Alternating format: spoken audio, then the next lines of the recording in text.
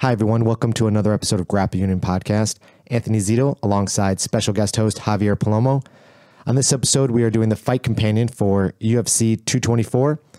Joining us in studio is Kurt and Natalie Wuckert from Alliance Schaumburg. Enjoy. I hate the 6 minutes.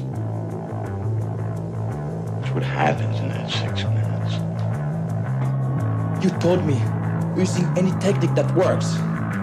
Never to limit myself to one style. Keep an open mind. We're not here to take part. We're here to take over.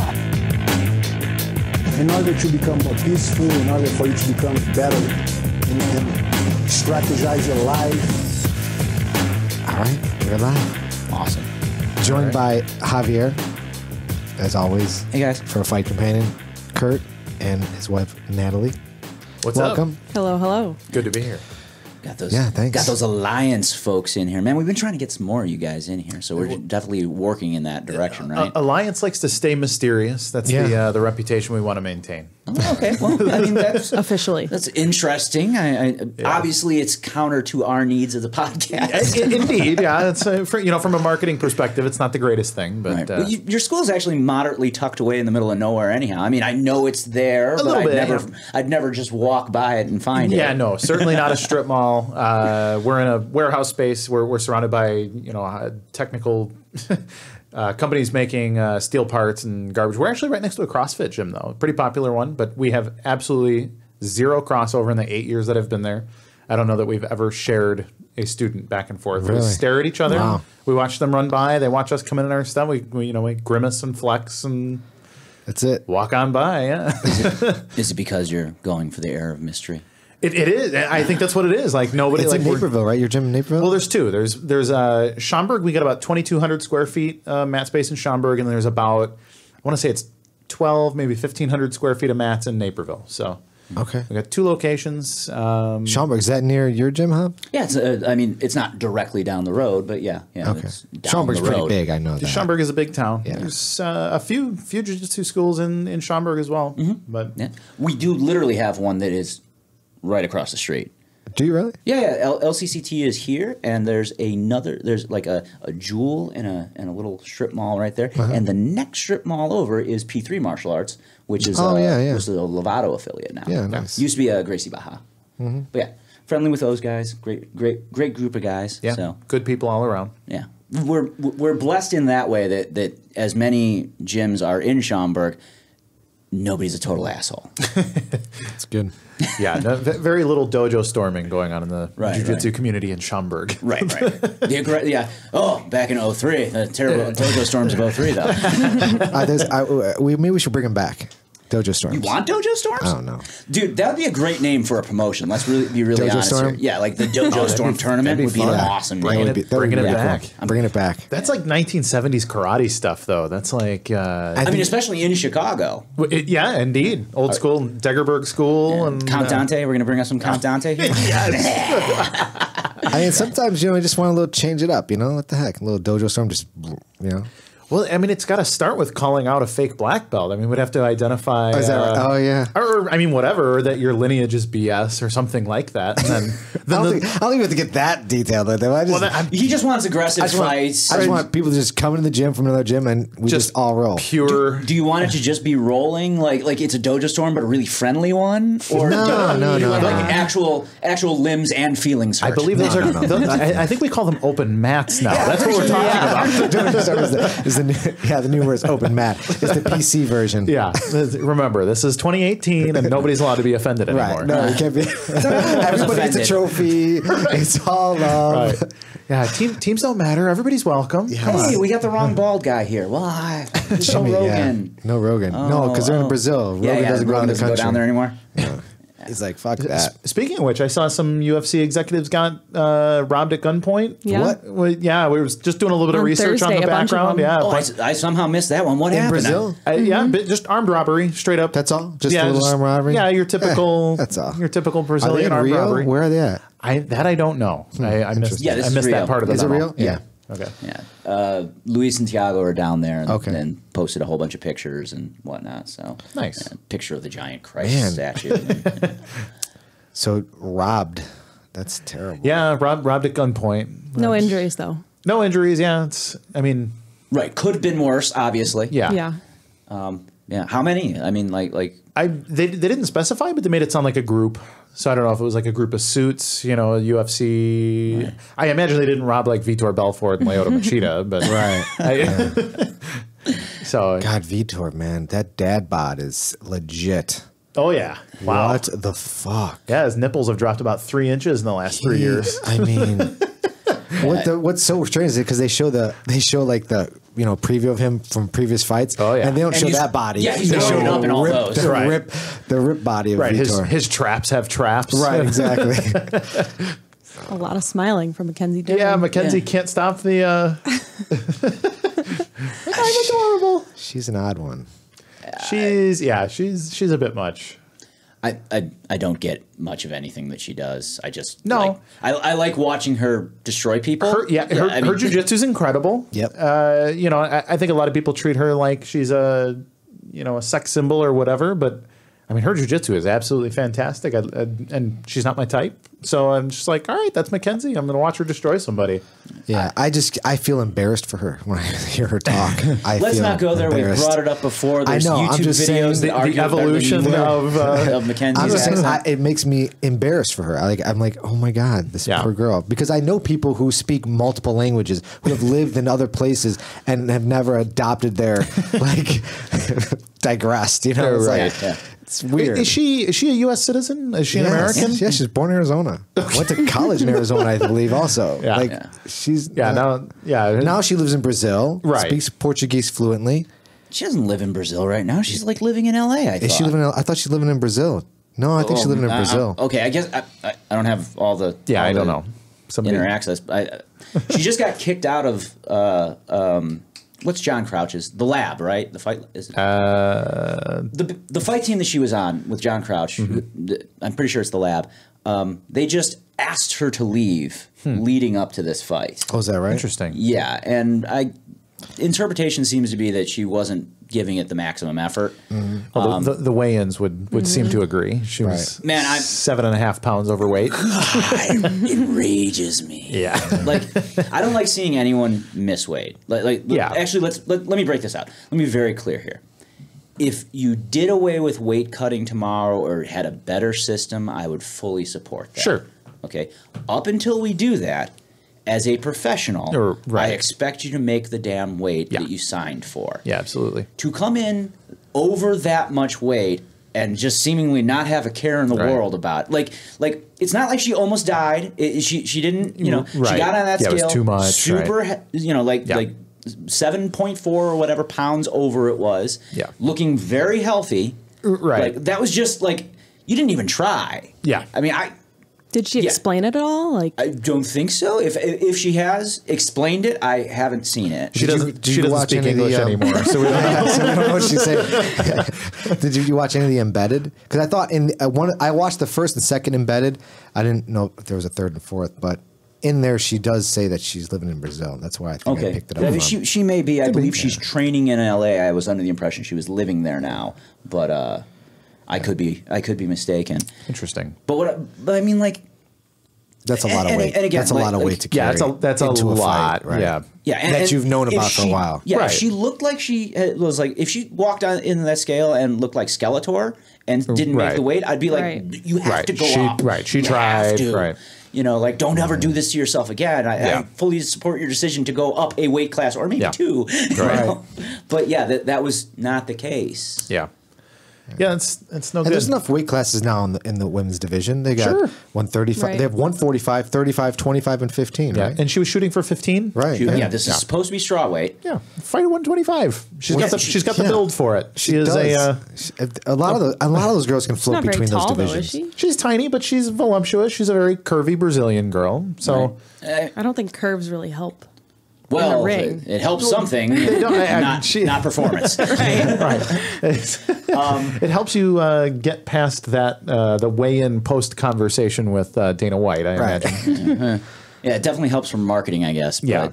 no, like that's the thing. Like I feel like she should be in this weight class, and she's made it before. And I feel Right. like if she were disciplined, she would be able to do it again. Yeah.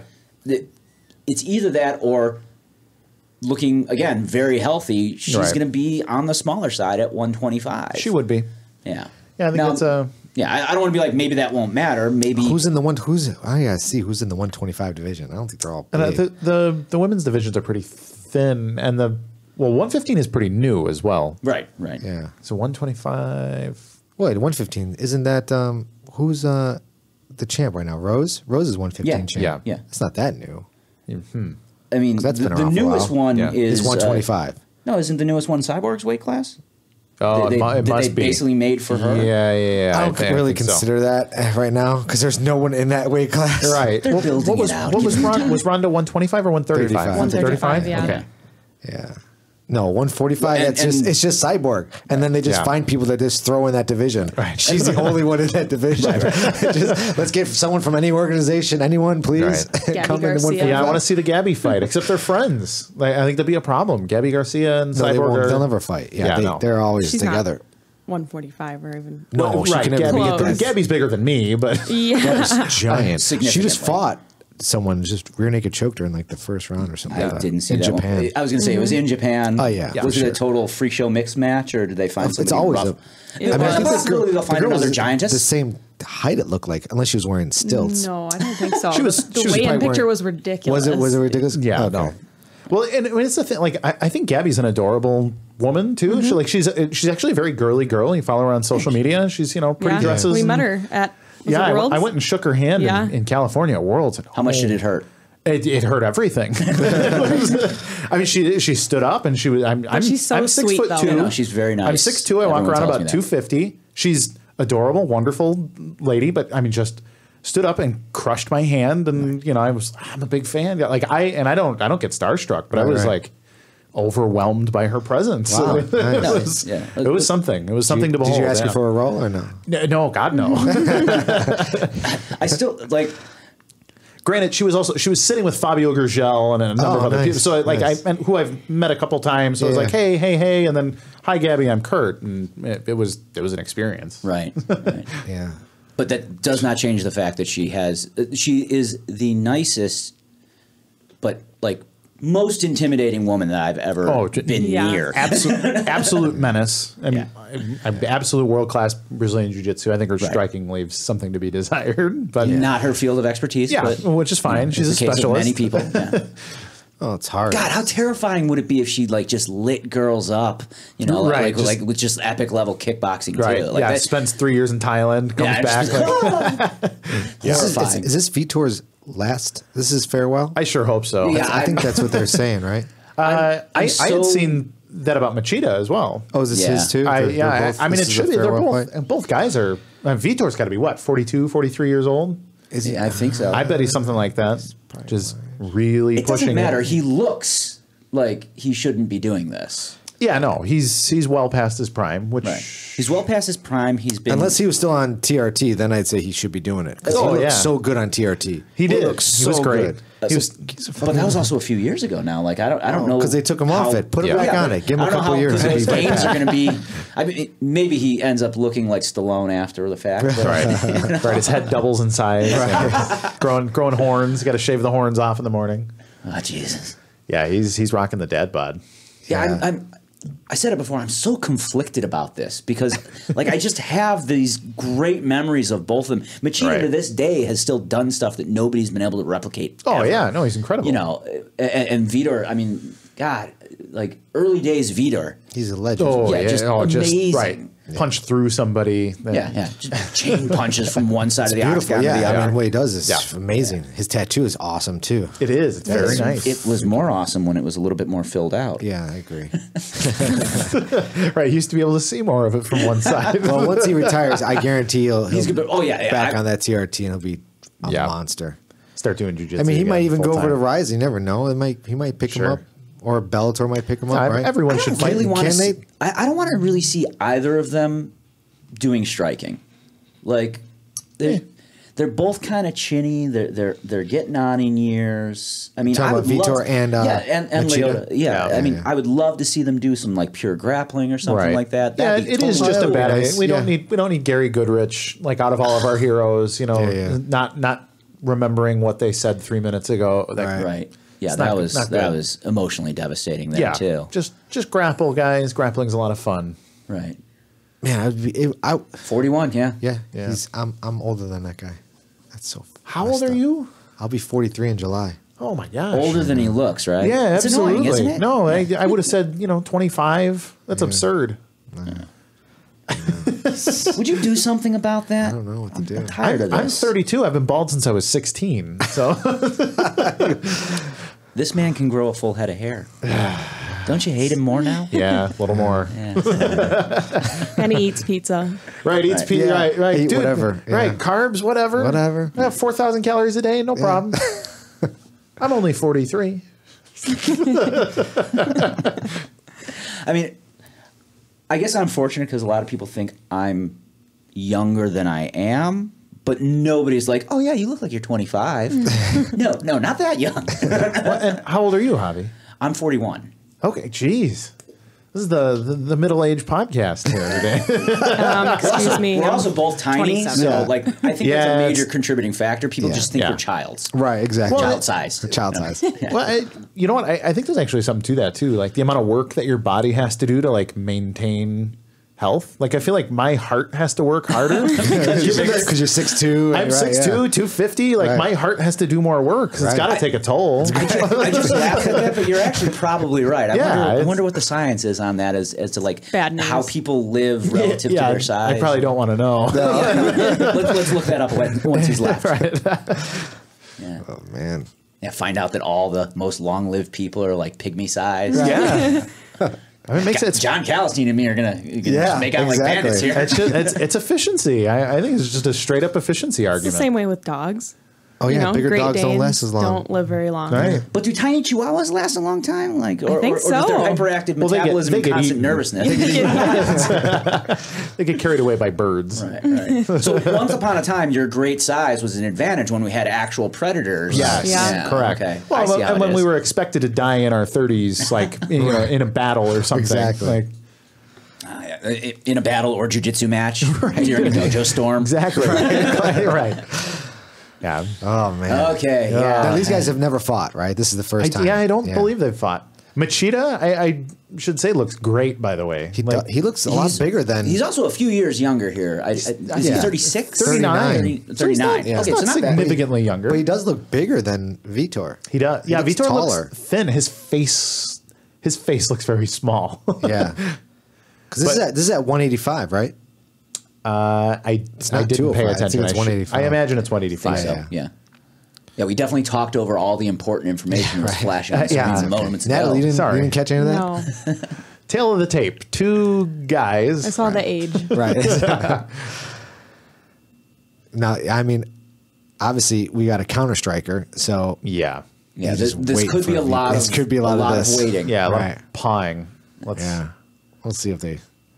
I mean, I like to see them just take it to the ground, yeah, that would be fun. double leg. Although the last Two- time Vitor ended up on the ground did not exactly go his way. So Who was that against? Jones? no, it was Rockhold, wasn't it? Or I'm sorry, shit, not Rockhold. Boy from New York, Weidman. Weidman, Chris Yeah. Weidman. Oh yeah, you're right. But he did good against Jones because he almost snapped his armbarred arm. him. Yeah. He that- wasn't that on TRT? Yeah. yeah. yeah. Shows you how badass Jones is. Right. Jones got an injury off that one. I mean, Oh, yeah. you know, Oh, toughed it yeah, for out, sure. but yeah, talked about it afterwards. Yeah. Yeah, I'll be honest. Machida looks like he's got about 8 more years in his career, frankly. Yeah, does- and doesn't I look will, bad at all. I He will looks totally good. go with you on that until he gets punched. Right. Yeah. And Lights go that's out. where the question Yeah, happens. we'll see. Yeah, just been too chinny these last several fights. Yeah. And like he got a win in a, God, who was it against? But it was like another old dude. That, Right. Yeah. I feel terrible that I can't remember who it was. Well, I remember when Machida won the belt, and Joe Rogan was like, now we're in the Machida era, and then he lost like after that, and it's like he never could really stick with Well, he's it. always- we had those big fights against Ruha. Yeah. Shogun. Shogun, yeah.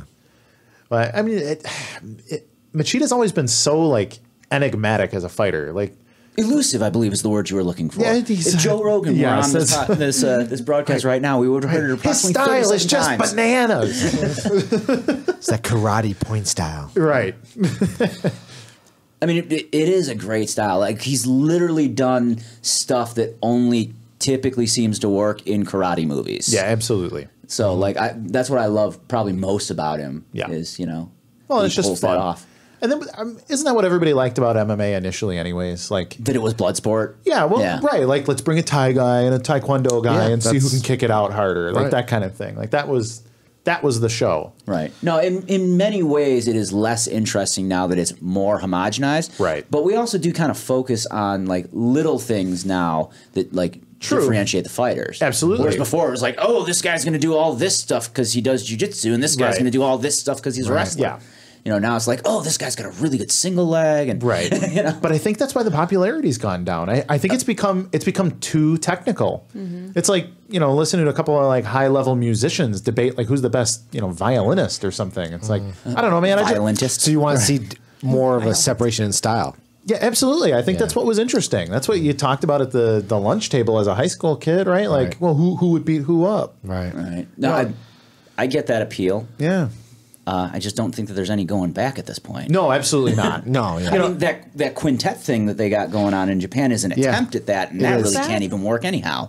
Like group brawl, or what's the... Oh, you didn't see that? No. Javier, explain it for them. Well, I got to explain it. Because you're so good at explaining haven't things. done anything yet. So Sakuraba and I believe Barnett actually organized this tournament format where we put teams together roughly based on their style of origin. So there's like a catch wrestling team, a jiu-jitsu team, a judo team, a sambo team. Fun. And it's just like, let's see who beats who. And jiu-jitsu won the day on the first one. Yeah. Mind you, not to be that complainy sambo judo catch wrestling guy on the podcast, but I looked at it and I'm like, oh, these rules totally favor the jiu-jitsu guys. Yeah. Well, yeah. Well, it's the jiu-jitsu maximalism argument. I mean, that's what the UFC was organized to do in the first place. It was 100%. Let's show the world that jiu-jitsu is better. It wasn't let's see. Yeah. It's let's it was show. definitely the greatest commercial in the history of commercials up until that Tide Super Bowl ad. Wah, wah. Oh, uh-oh. Oh, that looked like Machida still has excellent balance. Has managed not to be knocked out yet. I'm quite happy. Yeah, absolutely. Yeah. Oh, man. That was... Vitor's not sitting. Yeah. Between rounds, Vitor's going to stand and grimace. He may not get off the stool. Yeah. Oh, man. I didn't even realize. Is that Faraz Sahabi in his It one? looked like it. Yeah, it is. Yeah, it looks like him. Is he... I don't know. I'm not like I've been keeping up with Vitor's career and training much, but I didn't even realize. Sounds that like an until interesting right now. choice, actually. Like train in Montreal, but the cold probably helps his injuries. Just natural cryo. You're right. Just go outside, Vitor. There may be something to this. This fight, Whitaker versus Romero. Yeah, that card looks great for Chicago. Oh, yeah. I'm shocked that they're bringing that card to Chicago. Yeah, Don't worry. The probability of it falling apart is high before it actually gets here. Seems pretty high. Like, is it really? Injury bug definitely going to hit at least some of those matches. Oh man, I hope not. I hope I'm wrong. I hope you're wrong also. You better hope I'm wrong. But yeah, it seems too good to be true. It's scary. Yeah, there's a lot of good fights in that card. Yeah, no, there is. I'm just doubtful that they will all make it onto the actual card. Every time I get that hyped for a card, something goes wrong. That's true. Yeah. Yeah. 37 people miss weight. Well, Romero missed weight last time. That's why he's not the interim. Mm-hmm. I can't remember by how much, but it was definitely not 7.4 pounds. No, it was definitely not that much. I'm trying to think what the worst weight miss I've ever seen was. I think Dern might be the... Well, no, I think I've seen a couple did wild something even ones. more ridiculous, but Yeah, Dern is the worst in recent memory. But they have to approve her to fight at that, right? Because they that's made it a catch-weight dramatic. fight. They have to renegotiate. Yeah. Like she gives up some. Vitor's knocked out. Gone straight out. Damn. That was just a front kick right to the face. Yeah, that was karate straight up the middle right there. That was classic Machida. Wow, he's no good. Gone. Yeah, sorry I yelled so into the mic there. Damn, I literally looked up as he threw it. Woke people up on that one. He may have killed Vitor Belfort right there. Man, that was brutal. Whew. He's still out. Yeah. Yeah, no, that was a rough one. We should ask Lyoto Machida what the Japanese connection of Brazilian Jiu-Jitsu is. I feel like he'd have a... We're going to find out that he invented Os.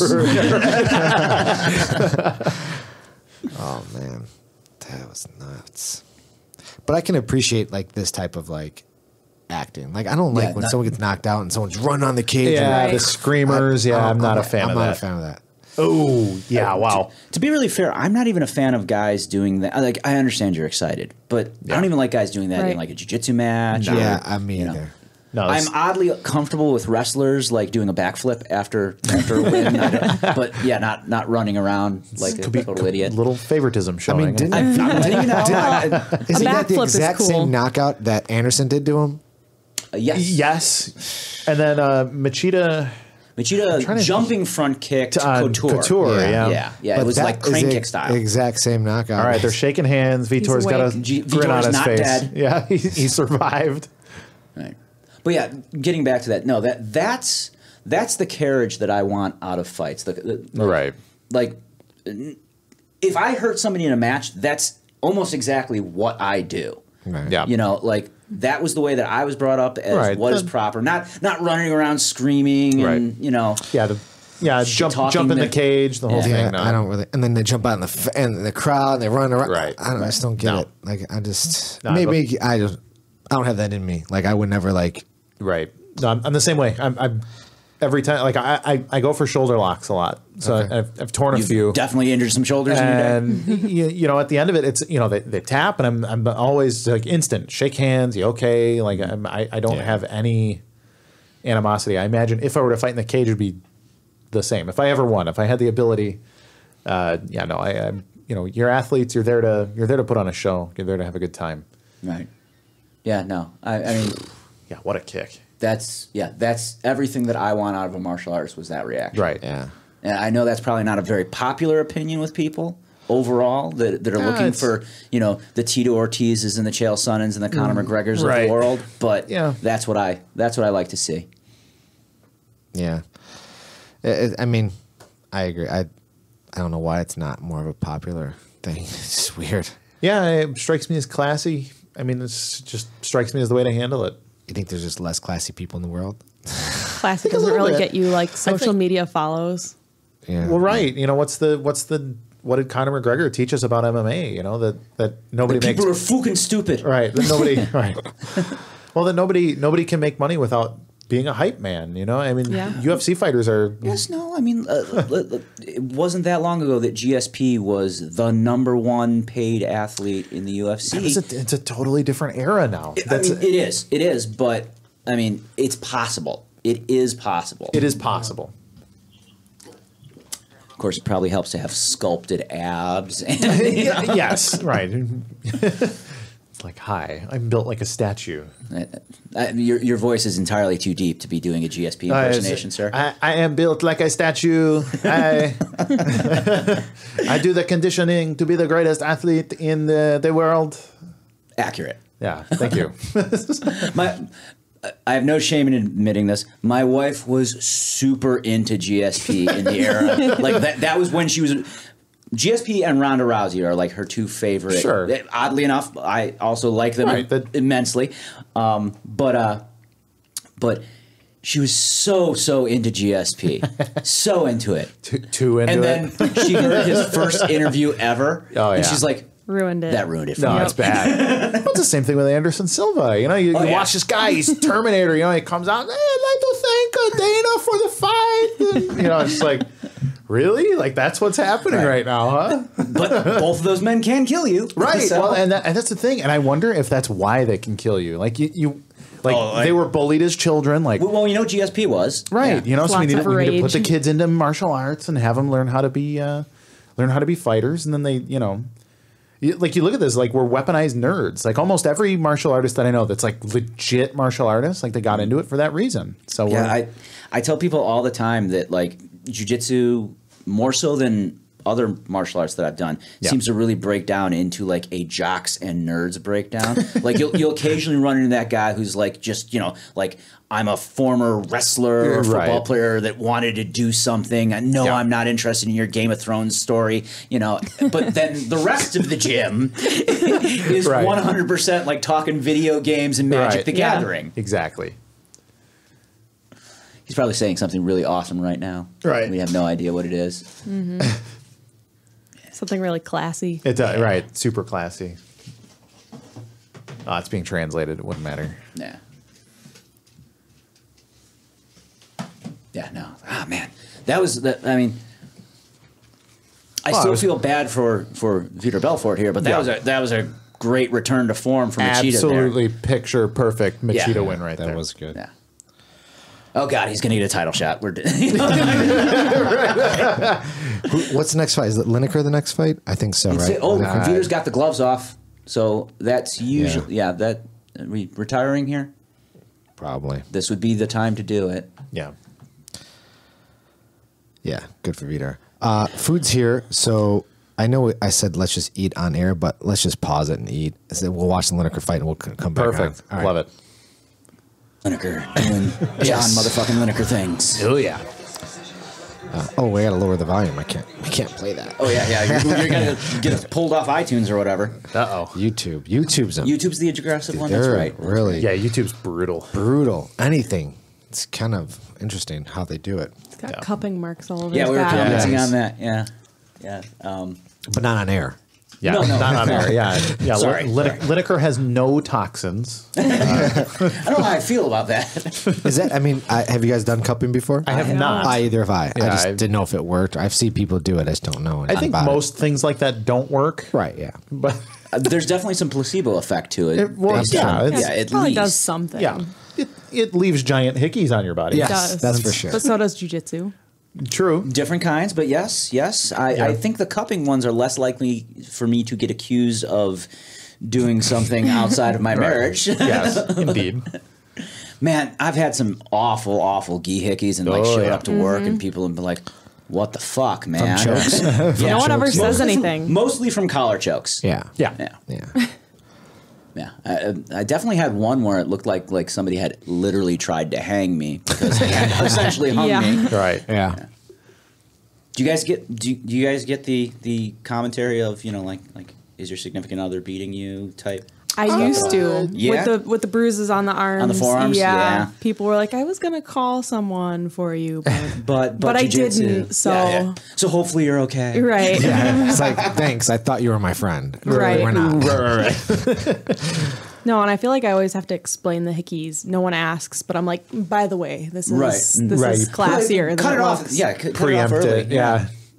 I have, you know what, I've done the same thing. I don't know that anybody's ever like asked me like why, but I have preempted it also. Well, they just assume they don't have to ask anything. They're just like, oh. No, I've gotten comments in the office about it. So yeah, not my current office, the previous one that I worked at. Sure. Yeah.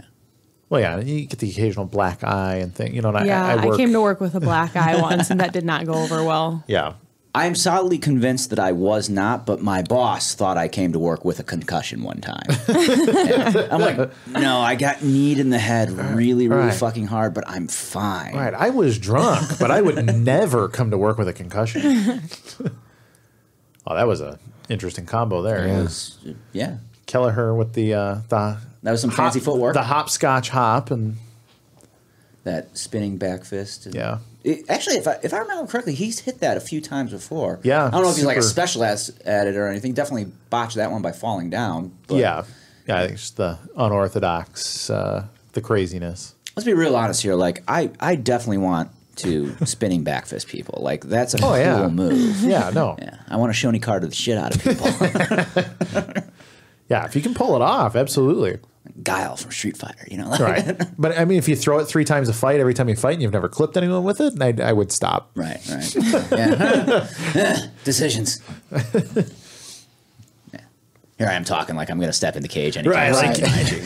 Like I have a game plan. I'm going to go in there. I'm going to get one spinning back kick and one spinning back fist. And, as long as I do that, I'm happy. Yeah, and be really classy when you win.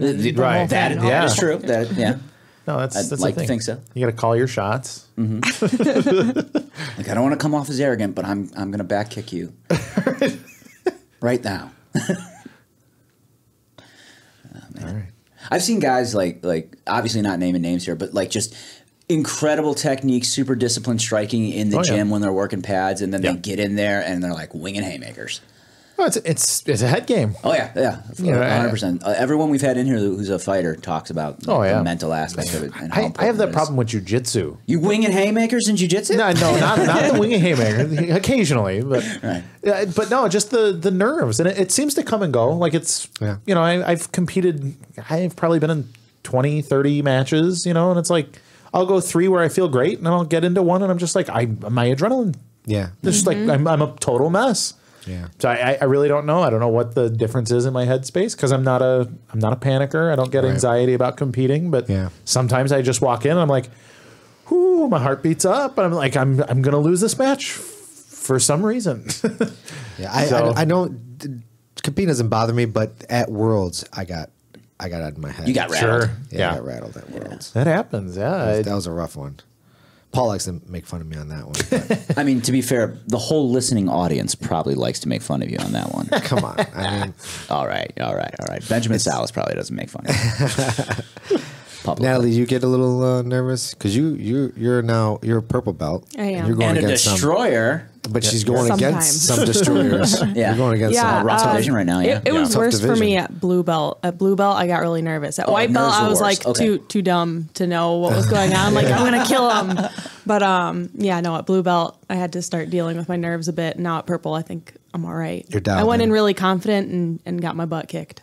That's actually a weird thing though, and obviously it's different with everyone. But like some of the guys that I know that are the best competitors and perform at the highest level are also the guys that are like in the other room being like, I shouldn't be here. I don't want to be here. Why did I sign up for this? Or puking in garbage bin. Absolutely. Like the nerves hit them super hard. Then they get on the mat and they can still perform. Yeah. And other guys look totally calm beforehand. Right. And then I talk to them afterward and they're like, my adrenaline dumped and I felt terrible. And I was like, oh, well, that you put on a good show beforehand at least.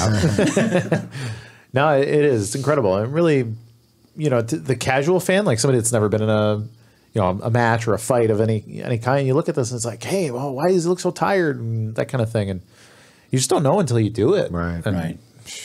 I mean, I've done no actual formal MMA competition. I've sparred some rounds with some guys. I'm terrible at striking, for the record. Let's establish that right now. Would probably embarrass myself if video of that ever got out. But like the modulating striking pace and footwork between takedowns and grappling way more tiring than even modulating like heavy stand up and heavy groundwork. Right. Yeah, it's just like that does a number on your cardio if you're not ready for it. Well, just go on a heavy bag and do like 2 minutes of just punching the heavy bag. You're gonna be like, it's brutal. Right. No, it is, but it's even harder when you have to modulate that in with like if you did like 2 minutes of heavy bag mixed in with like sprawl drills, and then randomly somebody is like, I'm taking your back. Ah! Right. Yeah. No, it's a complete workout for sure. Yeah. These guys are top athletes. That's why when I don't really like going to see UFC events because I can't deal with the people in the audience. It's so annoying. Oh yeah. It's like fans are the worst. Yeah, they don't even know. Because the guys that are shouting aren't the guys who are like in the gyms working out. You know? Right. No. Let's be fair. Occasionally they are. They're just probably enjoying a few extra beverages while they're at the event. But for the most part, what I've seen is just Well, most guys that are there that are technical and around this stuff, they know that there's no way that fighter's going to hear you, so why are you bothering to yell? Right. Yep. And B, I think they're mostly aware of just how annoying that comes off to the rest of the people around them. I was at a fight, God, I want to say it was 4, maybe 5 years ago. there was a guy screaming at Rashad Evans. I was nosebleed seats, but this guy would not stop. Like, knock him out, Rashad! Knock him out, Rashad! He's going to hear you for sure. Somebody stood up and walked and had him removed. Like they had security asked him to leave, but it was literally, it was like 2 out. Like Rashad wasn't in the ring, you know. He was just like, wait, what? He wasn't even fighting there. No, like he was on the card. Right. So it's like the guy was just I don't know what his problem was. Like right. But it was sorry. I thought. That's so much better than what I. No, yeah, I know. But it was the point. Like literally, the entire section's like, oh my god, like what do we do? Like what? Right. And at some point, security just walked over. And they had like the lightsaber, like the retracted lightsaber thing, and they brought him out. Yeah, just like tased him, tased him, dragged him up by his heel. Yeah, but no, it was ridiculous. But you know, I remember like the first time I went and saw a UFC fight. Chael Sonnen was on the card. I don't remember who he was fighting, but. This was probably 7 or 8 years ago now. Rashad. Was it? Wasn't he fighting Rashad? Oh, no. Rashad was fighting Mr. Wonderful. Was this in Chicago? Yes, Phil Davis. Phil Davis. I was at that fight. Okay. I was at the Chael Sonnen, but I can't remember who he was fighting. I can't remember who he fought. Yeah, but that fight was quiet. Right. Like, and that's what really stood out to me at the time. Like, I was a newer martial artist, and I was like, wow, the MMA crowd is quiet. Like it's like watching chess. You know, I mean, it was loud. It was a stadium, but it was not like a basketball game, that kind of thing. And it's progressively become more and more screaming and beer. Yeah. Well, okay. So the last time I went to a local UFC event, I had a gentleman screaming constantly, just over and over again, kick him in the head. Yeah. To each and every fighter. I remember that. Yeah. Kick him in the head. You were there too, that's right. I remember that.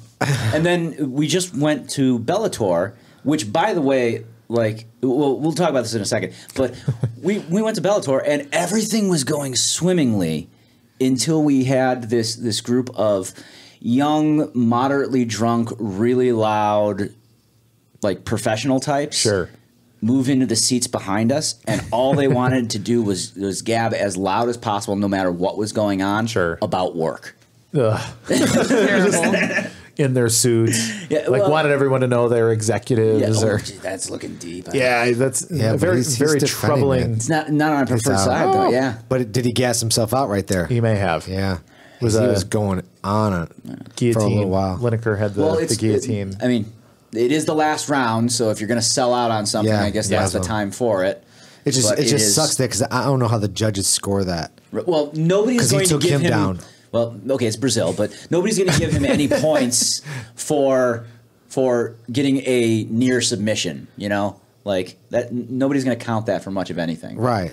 That's what sucks. That's what I'm saying. It's like it does suck. Well, like he was going for a submission, and then he got taken down doing that submission. Right. Who gets the point? Who makes it? Well, Kelleher initiated. He started. He went for double duck under whatever, which is why he got guillotined. Right. But so he initiated, so I would give him the takedown.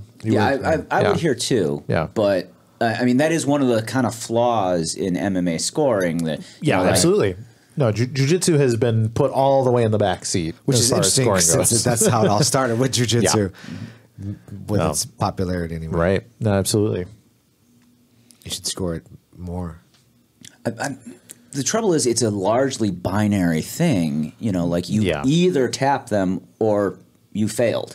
Mm-hmm. Right. So you did nothing. You wasted energy. You could say that with a punch that doesn't knock someone out. Yeah, but there's a definite effect to rattling someone with a good punch, at least. Well, you could say the same thing about a good choke. A good choke, you right? can, but you can't. I mean, he's got to but only the guy that. who's in it can actually see it. Really, I suppose. You don't know if maybe if you see somebody almost get their arm broken and they're shaking it out afterwards, you have some idea. Or if somebody gets like leg locked and they're limping the rest of the fight, that was definitely worth a point of some kind. Fair enough. But yeah, when you see somebody get wobbly legs, it's pretty evident that was a good shot. You rocked them. Yeah, or you knocked them down or whatever. Well, I just think that, everyone talks about the judges and them not being, very versed in jiu-jitsu or in martial arts. Well, in martial arts in general. I just don't understand why they even want, they've got to hear this. The judges can't be prone to not hearing this. They gotta know I'm getting paid $1,500 to judge this match, and I know nothing about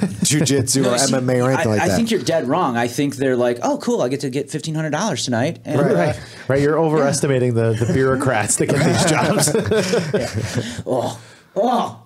So glad that's not my head in there getting. But who dictates the judges? The commission? The commission. So it's state. They're state employees, I imagine. They're just state employees. They're just like, hey, who wants to judge a UFC event? Right, yeah. Like, hey, I'll do it. Go over to the highway commission. And right. They're like, who wants to do it? That's definitely something we can ask one of the fighters about. Yeah. Nice knockout. Yeah. Damn it, I looked away. He's screaming into the mic this time. God, sorry. Zito said. I think we're all going to have to take our turns at screaming. Natalie's going to be probably the loudest, I would assume. That's probably false. Can't get her to be quiet. Natalie is not known for her speaking abilities. Thank you. This is building confidence. Listen,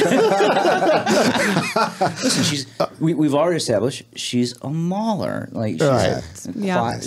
She lets her jiu-jitsu do the talking for her. Exactly. She will armbar you later. It's fine. Yes. The reason I went and introduced myself, we met at the gym. That was a good knockout. The reason I introduced myself to her was she was in the boxing program. I was doing jiu-jitsu. And, we have a large boxing program, but she was the best shadow boxer that I'd ever seen in my life. Really? Just really, really, really crisp shadow boxing. Nice. And I had to go introduce myself to her. And very little talking. Very little feedback. Like, I don't know if I'm doing good here or not. Right.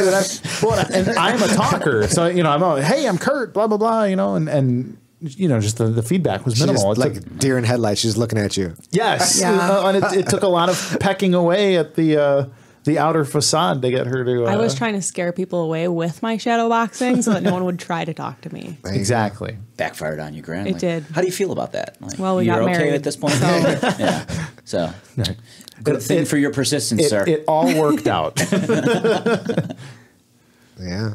But it was a journey. I mean, she had a boyfriend when we met, and about 2 weeks after we met, I choked him out. It could have gone that way. Oh, geez. Wow. No.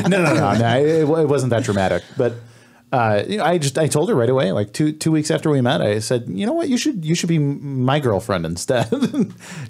She's like, that's very forward. She doesn't know what to say about it. And she's like, all right, it was like a Jedi mind trick. Basically, like, you should be my girlfriend. Oh, maybe I should. It's a good idea. You planted a seed, right? It actually did kind of go that way. I talked about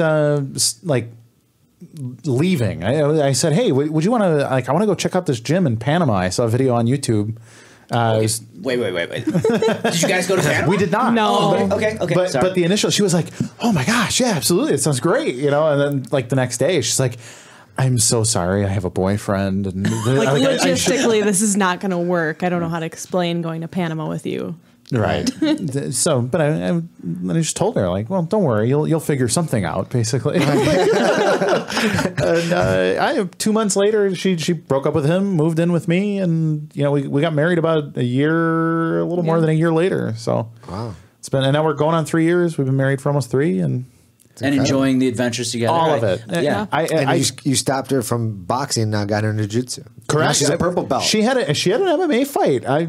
Did you really? I coached her. I coached her through her MMA camp because she was excellent Muay Thai, excellent boxing, no grappling experience. Okay. And none. She had a fight. Signed up. I was like, I'm going to do this. You dumb white belt. Hey, I appreciate the enthusiasm. What's grappling? I'm just like, are you kidding me? This is a thing that could happen in your fight. You're aware of this, right? No, not at all. I was like, I'll just stand back up. Right. Yeah. It's easy. It's no problem. Right. So I said, well, you need a grappling coach. And we met early for, 5 weeks, something like that, whatever her fight camp was. We'd meet 3-4 times a week and just work on super basics, like how to break away, like if you've been taken down, stand ups, that kind of thing. And basic sweep. And the sweep that I taught her, hip bump sweep, like control the posture, hip bump. Well, she ended up doing it in her fight. She got taken down, hip bump sweep the girl and pounded her out, ground and pound victory. You won? Yeah. That was awesome. Yeah. XFO at the Sears Center. Yeah. It was huge.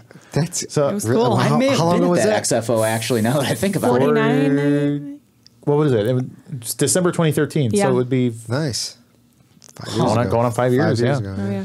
I'm gonna have to look that up and see. It's on Fight Pass. It is. Is it really? Yeah, you can look it up. Man, Yeah. I should watch that. That's awesome. That'll be the How many again. fights did you do after that? That one. That was it. One She's done. undefeated. Retired, That's undefeated. what he always tells people. I always introduce. I'm like, my wife is an undefeated MMA fighter. It's like, can you not? Right? She's like, they're going to ask about the record. I was like, they don't. Nobody asks. You hear they do. undefeated MMA fighter, Undefeated. right? Yeah. Well, how many fights did you have? Oh, I can't even. You wouldn't even. You wouldn't can't even remember. You wouldn't believe the number. Yeah. I mean, you ever heard of Hicks and Grace? You know his record, right? Yeah. Yeah. It's Yeah, close. It was something like that. Something like that. No one really knows. No one really knows. Some of them were gym fights, you know. JoJo Storms. Yes.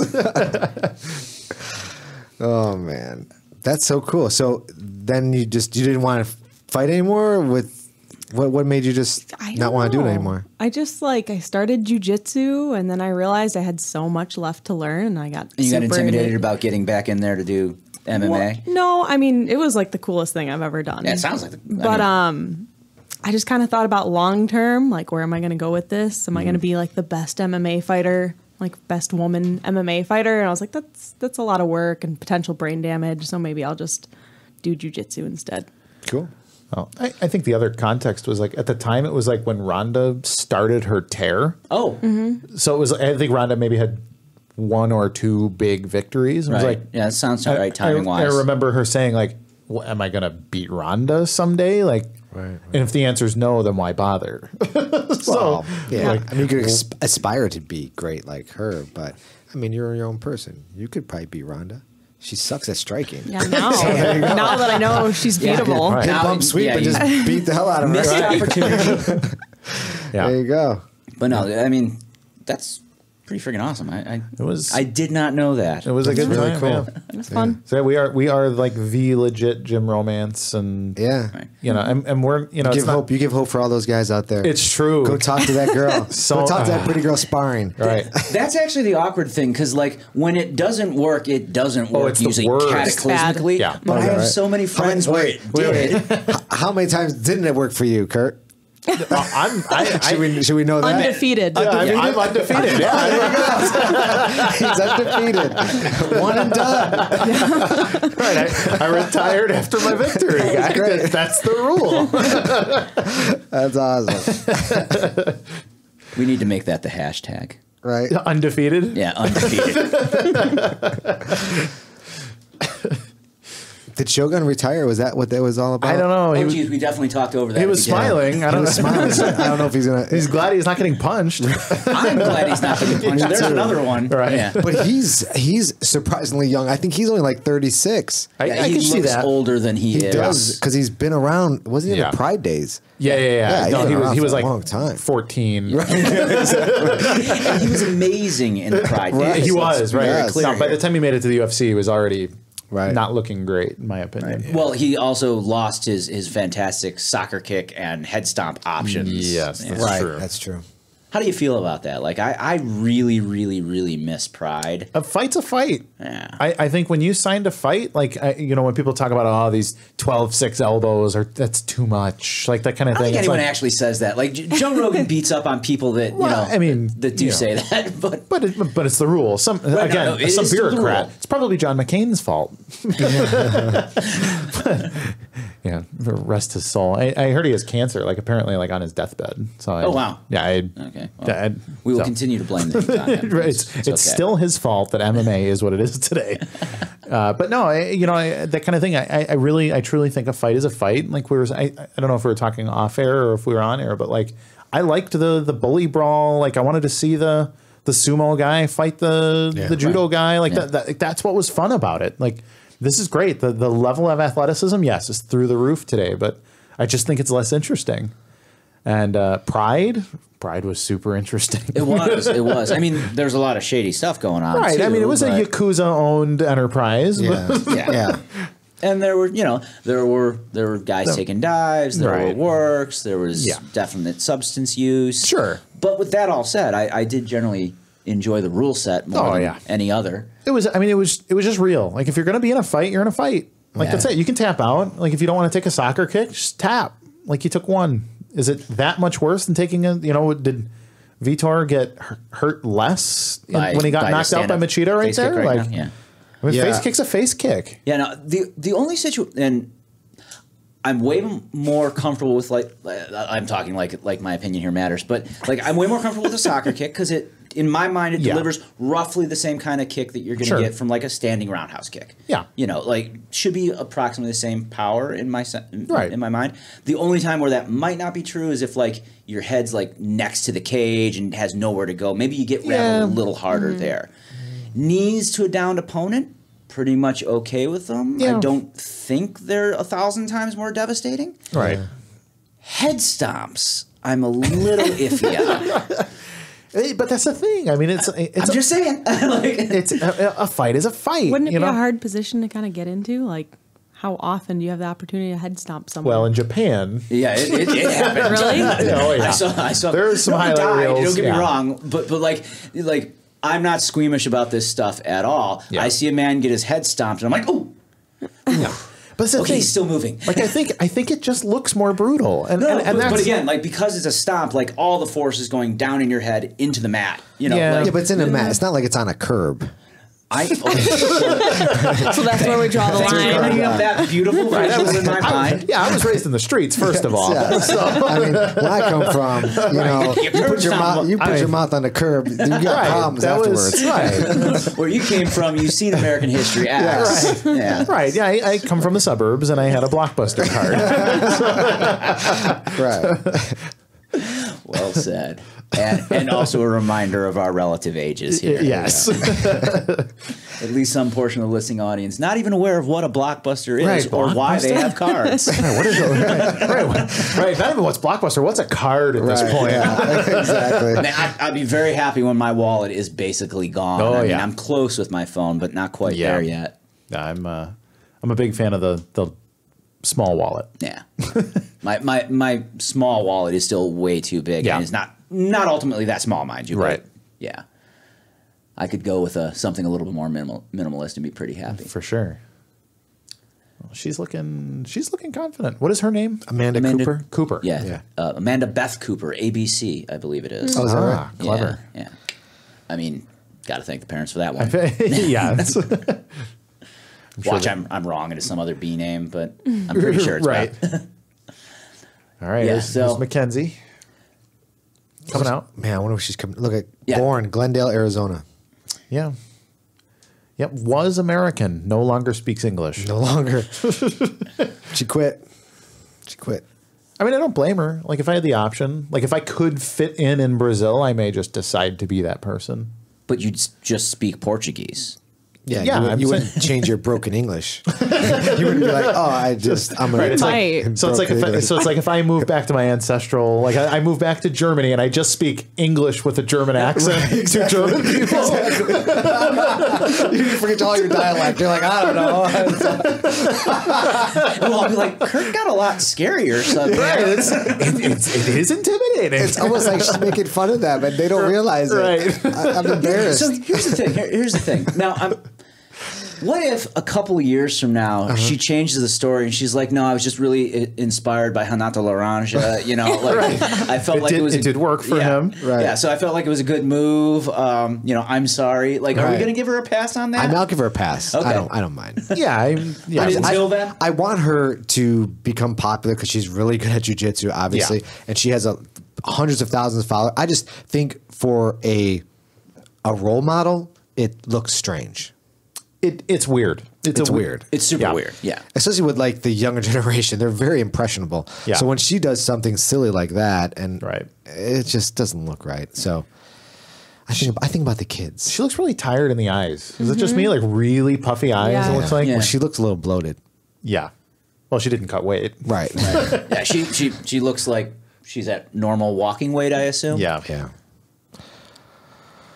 So we'll see how this goes. Yeah, there is a lot of her. Like, she could lose. Yeah, no. She could cut easily, I feel like. Yeah, again, if she had nearly died on the scale, I'd be singing a whole different tune. Her eyes look bad. She looks like a zombie. Yeah, she does look. It's entirely possible she spent the entire night, partying or crying. I don't know. Yeah. Crying. She's only 25? Oh, my God. Yeah, she's a youngster. She's a youngin'. Yeah.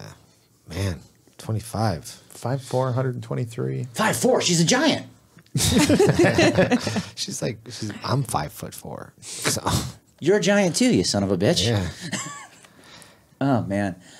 Yeah, I feel like Cooper's really got like motivated to prove something. She here. looks aggressive. Mackenzie looks right. But I'm but you can't sleep on Mackenzie's. I'm not selling Mackenzie Dern's jiu-jitsu short here at all. Yeah. Watch, she jumps in and pulls guard or something. She could. She is. She's probably. She's going takedown right away. Because she even said it in the embedded that she just wants to just get it because her ground. father's there. She wants to just submit this girl. She's not going to stand and bang with her. Wait, Megaton's there, and I didn't even see him.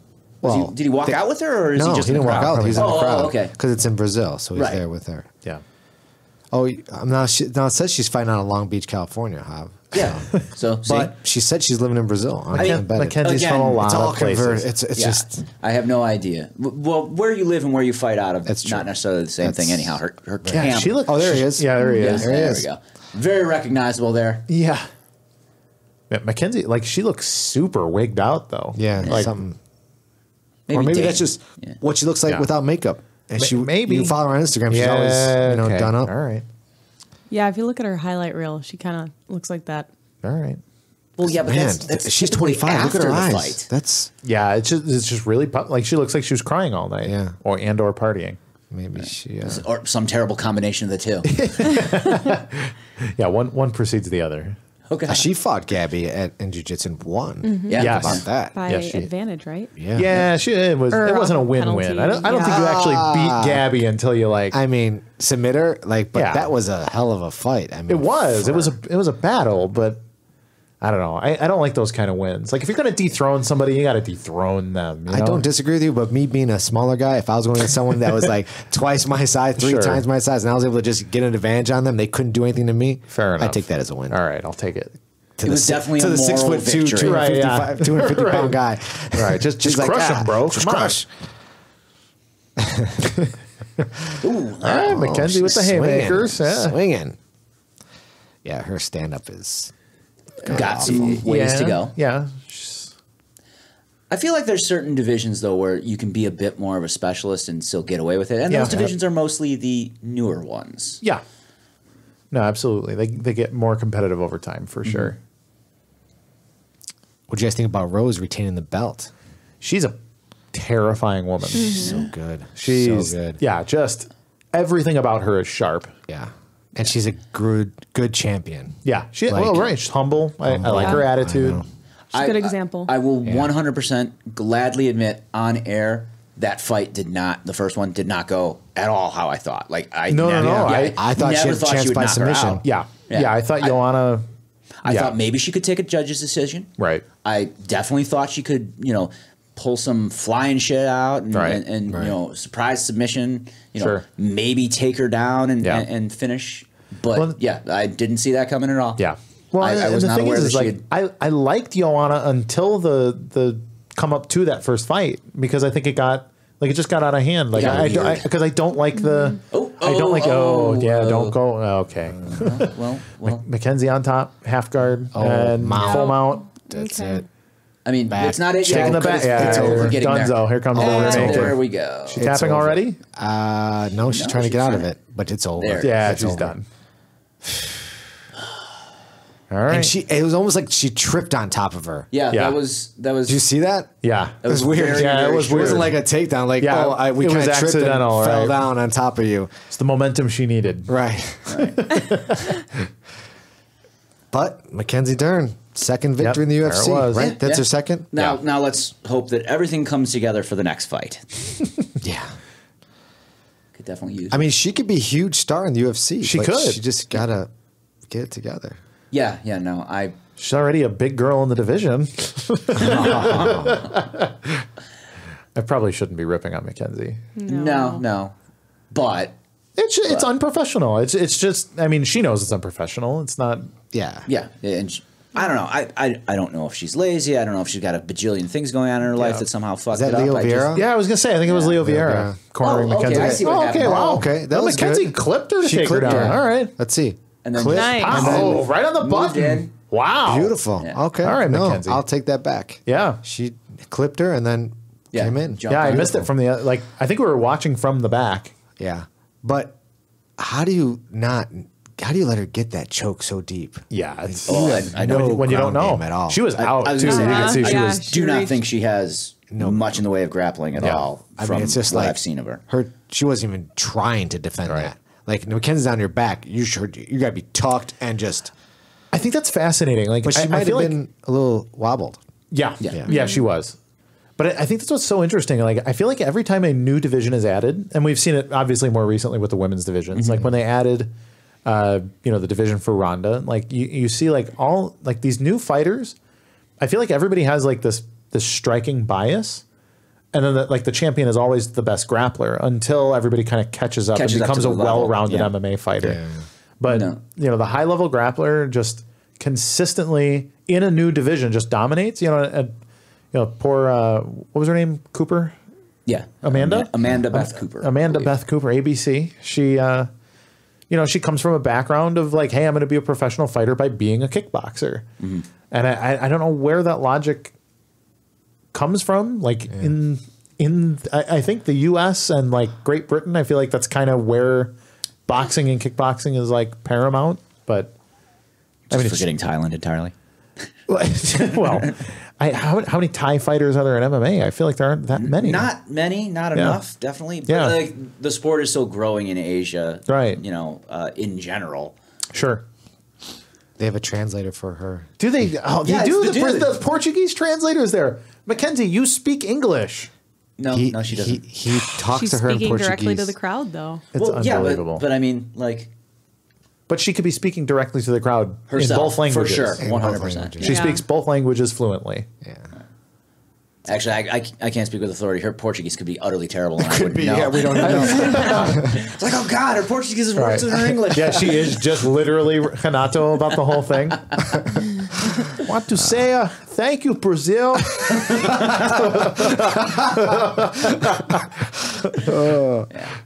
Forgive me, I don't know the word. I try to think. I just, I do my best. Okay, yeah. It's not even ever old for me. I'm sorry. I can't, man. I can't believe it. Oh, man. Yeah, no, I do sincerely hope she can get her act together, though. Yeah. Like, Yeah, she could be a star, like a legit star. Huge. She could be really Gastelum's on this card too, Yes. isn't he? And there's Yes, another he guy. is. Yeah, right. Yeah, he was. In fact, he may have had like the worst weight miss. He's missed a couple times. He's missed by missed several several times. pounds too. I- He's had some rough ones. I think I want to say 4. 4 is bad. No, 4 is a big is. number. It's just not 7. right, right. Yeah. Well, because Somebody like can call me out on this, by the way. We'll find out if I'm totally wrong. So watch, we're going to find out like some dude missed by like 15 pounds. Sure. Ended up being a heavyweight catch bout. right. Well, yeah, I just don't remember, and and I'm not up on my MMA as of late. Well, but- you miss by a certain amount, and they're not going to let you fight. right. Well, yeah, absolutely. But like I remember hearing stories about like Thiago Alves would cut like 38 pounds in 24 hours, that kind of thing, and Still amazing and terrifying. all right, at show once. up and just dominate, like no cardio Right, loss. because he's 180 actual pounds. Right. Going against 155ers. Right. Yes. Man, they are giving her a lot of mic time. No, this is. Oh, they're recapping it. Are they? Are they? No, I think she's still talking. She's still. I don't even know. Yeah, maybe she is still talking. I think she's still talking. All right. Trying to win over the Right. hometown crowd. Yes. It's so good to be back. My home. I mean, to be fair, she probably actually has spent a fair amount of time down there. But More than I have. yeah, certainly more than I have. I've yet to go. With Leo Vieira. Yeah. It's great. Who's the champ at 150? Oh, that's right, Rose. Yeah. Yeah. Man, when do you think they give her a title shot?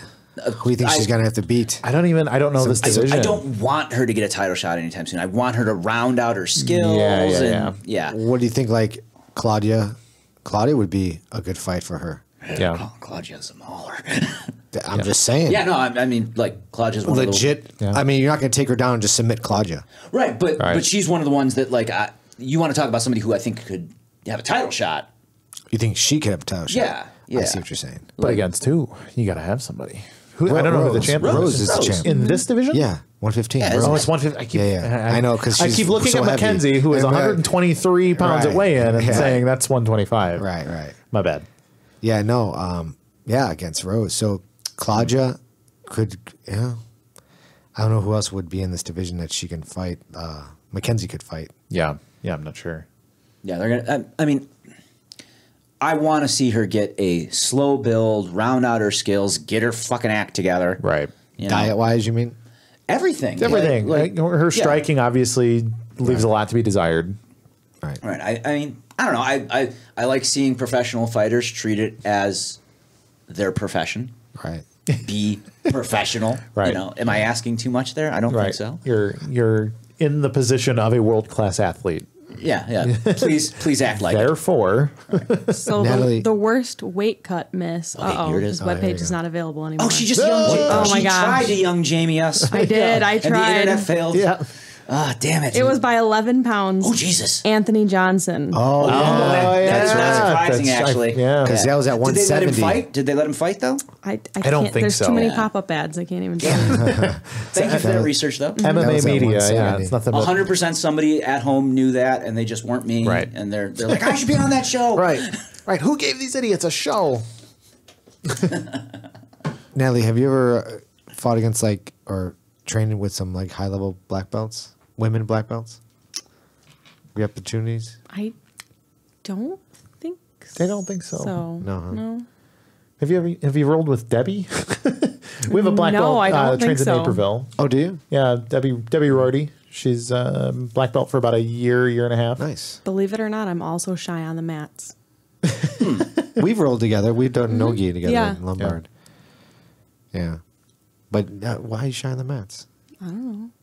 Just generally shy. Just That's your generally MO. shy, yeah. Yep. I feel like we should do something about this, but it's been working for you, so just carry just, on. Just keep going. Just go with it. I think it's kind of working out. I just married Kurt, and he talks He does for the, me. He does the work. Yeah, Gotcha. It's like the least feminist thing you could say on the radio. I'm sorry. I just married someone who would speak for me. This is why I don't talk and say stuff like that. I make everyone angry. Then I have to defend it. Right. I'm sensing a lengthy Instagram post coming. just Kurt, write it for her. Terrible.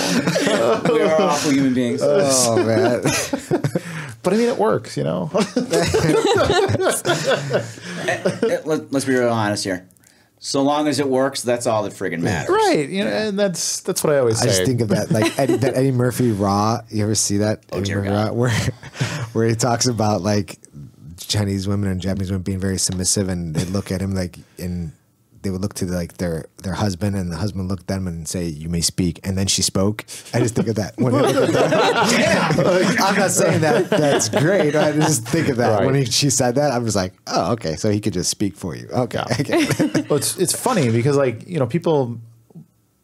people don't get to know people. I think they know me because I'm super friendly with everybody. Mm-hmm. We bring people to the house. We're super open. We love having people over, people for dinner, that kind of thing. And we go visit everybody everywhere. And Natalie doesn't get to know people quickly, but then meeting number 3, then all of a sudden I start to leave the picture, and Natalie ends up maintaining relationships with people that and then she's texting. I'm like, who are you texting? Or it'll be somebody. I'm like, well, shit, I haven't talked to them in a month. She's like, no, I talk to them a few times a week, Yeah. It's just all right. And then I'm, So you'd be an amazing pen pal. Yeah. yeah. There we go. Yep. Yes. So, yeah. Oh, that was a savage kick right there from Yes. just randomly doing shadow boxing. Jacare Souza. Yeah. In the fields, Right. Right by a canal where Sir, that was most likely the mighty Amazon. that was the narrowest part. If it was the Amazon, Well, that's what we were going for. He is, after all, the crocodile. he is. yeah. Man, and what a man of missed opportunity. Yeah, lots. Just no title shots until now he's out of his prime, Right. unfortunately. But good grief, could he have taken out 3 or 4 of the champs that were there while he was in the position? I know. Yeah, it's unfortunate. He had some. Just weird. Really unfortunate. Well, and I don't know why, because he's an exciting fighter. Right. Like I think everything about him, he's like. He's a great striker. He's dynamic. His jiu-jitsu is world class. Like he's fun to watch. Like he's crazy it's looking. not like he's some boring fighter. Yeah, it's not like the Ben Askren problem or something like that. Like, as much as I love Damian Maia, I can understand why maybe Damian Maia had to work his ass off more than any other human being on earth to get that title shot. Absolutely, I agree with that completely. Right, but I can't apply that same logic to Jacare. My sincere thought here is that Dana White does not want him to have a title shot because he suspects he's actually a reincarnated Egyptian king or an alien. I was like looking at him from that angle, like it's like when you watch the first Terminator movie and like Arnold Schwarzenegger shows up in the nude and like stands up and you see, like that's my mom's favorite part. The 30 feet away like micro dong in the dark. But as I like watched like that's the scowl on his face. It's like this robotic that he's going to terminate right? Like he's going to tear your heart out. Yeah, in Portuguese he was probably saying I need to find Sarah Connor. Right, just the whole time he just is a Terminator. Like this is his path. Right. I don't know. I look at Kelvin. He just doesn't look like 185 pounds. Yeah, it's just like I look at him like that guy because he shouldn't be. Like how is he at that weight? He looks so small. Yeah. But I know he fights and he fights well. Obviously. Yeah, since day one, like the first time I saw Kelvin Gastelum, I'm like, ooh, he's soft. Like he just looks soft generally. But both physically and like his demeanor. Yeah, I'm just like, this poor kid, and no, he's a world beater. God, is he fucking world? Man, he is undeniably really, really good. Yeah, he also should be able to make the weight to be a lower weight class. Yes, he should. Yeah, but very soft. Body, but he could go a weight class down. He really Kelvin actually has all the tools to be a champ. Like he could. I agree. Except for whatever that mental fortitude is that makes you go that last sometimes step. You just need a donor or 12. Right. What did he lose recently, or he's been on a streak? He's won. He's young Jamie. Sorry. He missed weight. I remember he was missing weight for a while. And look some stuff up. No, just kidding. I can do that. Our chatterbox over here. Yeah, just now that man is a nightmare of a 185er. Yes. He looks like a 185er. Yeah. If not 205. Yeah, right. He looks too big for 185. Exactly. I mean, I can say the same thing about Whitaker because Whitaker doesn't look like a 185er either. Yeah, absolutely. Well, and then he does against Romero when too. He's next to Yoel, he actually, he's a bit small, isn't he? Right, like he could sleep inside of him. Just put a wee just crawl in.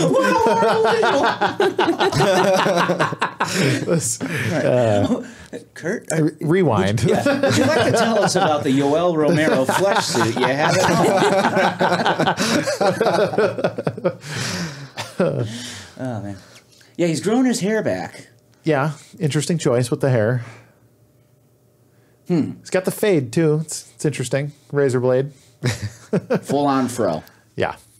Yeah, that's what he should do. Come out with 4 inches of hair. I actually heard somebody joking around about that. Like, I don't know if he had said it, which it might have kicked it off, or whether they were just joking around. But yeah, like, end up looking like a Tekken character. That'd be cool. If I could grow hair, I would grow crazy hair. I feel like that's the only way to go. I mean, I go through cycles where my hair is moderately crazy. Yeah. So, yeah. And your beard, too. You get your beard long. It's hair.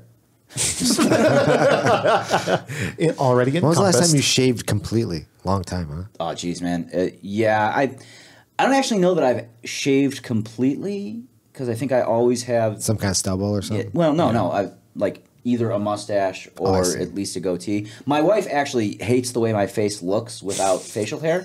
So I have no... Okay, she probably doesn't hate it. Right. Woke up screaming one time. But no, weirdly, we started dating at a time period where I was mostly clean shaven except for my goatee. Okay. Okay.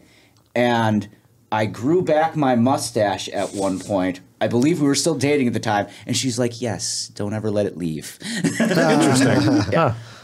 So, yeah. So I have literally no incentive to shave it off. You know what? I have not had a razor touch my face since I was probably 16. Yeah. What does that mean? I don't shave. He shaves with. I use a buzzer. Trim. Yeah, I just trim, okay, but okay. I always Not like a straight razor. Yeah, I trim to stubble. Like I don't. Yeah.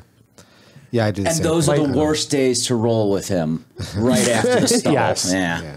But yeah, you know what? My skin is too sensitive. Like I used to, like when I was in high school, like start shaving. You know, in high school, and I'm like just acne. Like my whole throat's this was covered. Terrible advice. Right. Like what am I doing? Right. And then I was just like I went and bought a whatever $20 wall hair buzzer kind of thing, and it's and that's what I mostly do. I just trim it and you know touch it up here and there. Sure. Every once in a while, I'll get like a persistent hair, and it's like, should I pluck or shave? But the ones that are creeping toward your eyes, like just pluck those. I suspect that if I let myself do it, I could potentially grow into like a full-on chimp/werewolf look. Nice, but I like it. I have not actually let it go quite that far. All right, well. Yet you're still young. It's still brown. There's still hope. So yeah. Nelly, did you find anything about Kelvin?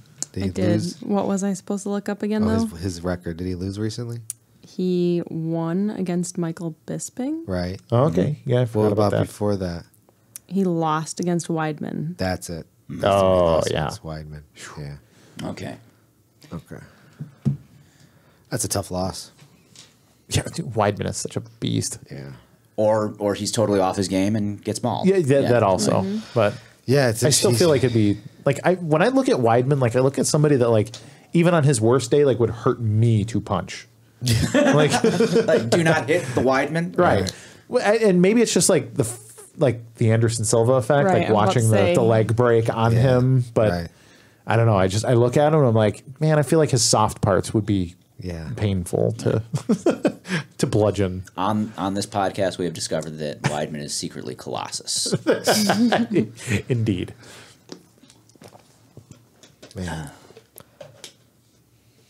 All right. Leon Roberts refereeing. Doesn't sound Brazilian. No. This is going to be hopefully awesome. Yeah, this could be a fireworks show.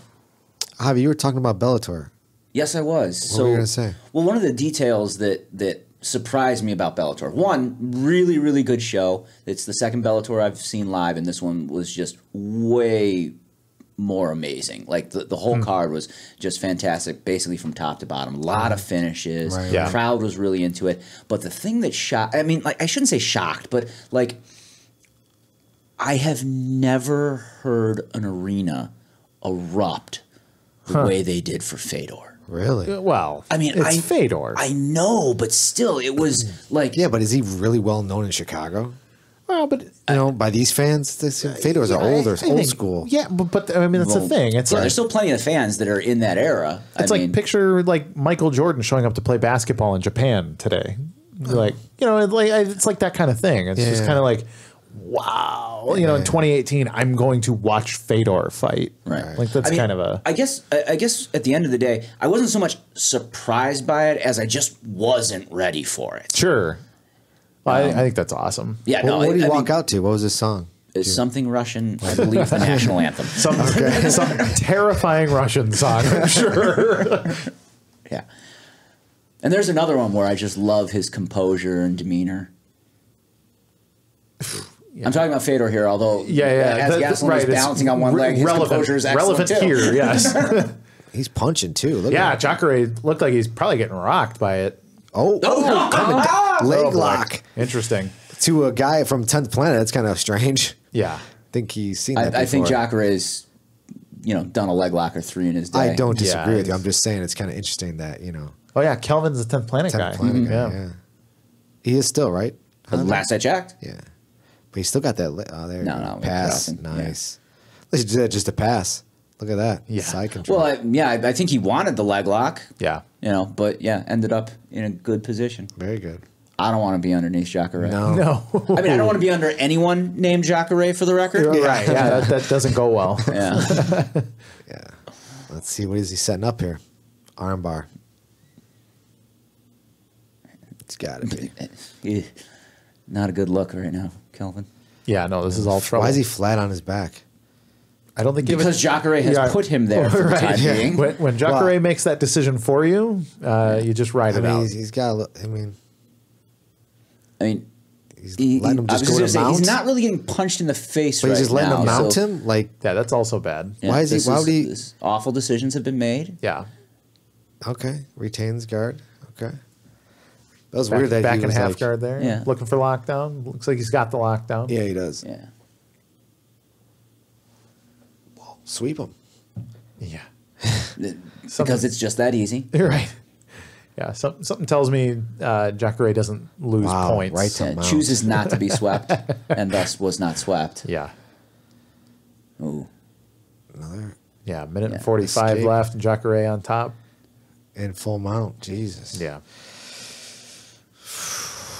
That's a lot of guy on top, man. Yeah. Yeah, and that's a lot of time on the clock too. Yeah. I mean, when you're getting your face pounded in. If he's Right. over head and arm here, maybe. Which I suppose, fortunately, he's not really throwing super Yeah, he's aggressive ground and dropping- pound yet.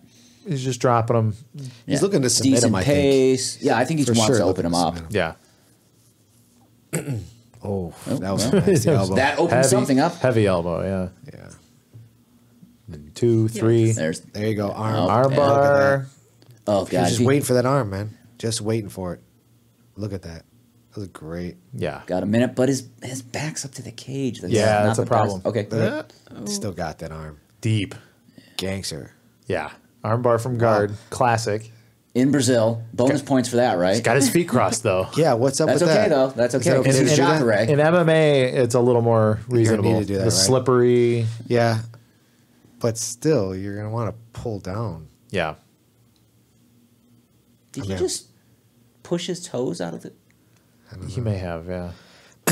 Here it comes. Kelvin trying There to you go. decide. All right. Oof. Oh, God. how you Hammer solve that fist. problem. It's Jacare hammer fisting All I up. do is survive Yeah. another 20 seconds. Yeah, I mean... 15. Oh, man. Yeah, this is getting sketchy. You need to stack, Kelvin. Not Yeah. pull away. No, he's might be getting this slipping the shoulder out there, You think actually. so? Yeah. Well, we have exactly the wrong angle to tell, but... He's out. Yeah. Oh, man. Back in full guard. Crazy. Is that it? That's the round. Wow. Now, I feel like Jacare didn't waste too much energy there, so No. hopefully that's not an issue, but Yeah, I think he's fine. yeah, he didn't like sell out on it. Man, Calvin. Well, I definitely give that round to Jacare. Yeah. Yeah. every second of it almost. I'm surprised he let him mount him. Seemed pretty. Yeah. Oof. What do you think about that attempt? I think Jacare should call me. Yeah, that was. That was pretty. Well, not to mention, I mean, like. Unless he did Aided, it to like- get to side. I mean, it's possible. Maybe. No, I don't feel like that at all. No. You don't think he did it to get the side? No, I feel like He was trying to get a he heel was hook or going something. to a leg lock. He's been watching YouTube videos. Yeah, Jacare watching. He follows Leg Locker on Instagram. He's like, I paid $197 for the John Danaher set. There you go, yeah. I didn't actually watch it yet, but it has inspired me. Right. It's only been out for 1 week. That was a good Henzo there, It was. actually. Very good. How did you buy were going that? for Henzo? Just general Brazilian. Sir, you have an excellent Henzo. Thank you. How did you buy that yet? I'm not saying whether I did or not, but of course I did.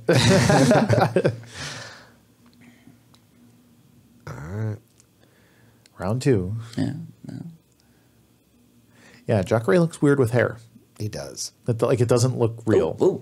Oh, Is he Kelvin. getting- Kelvin's Kelvin's seems lighting like him he up. rocked him a little bit, yeah. He don't like to get Wobble, in the wobble. face.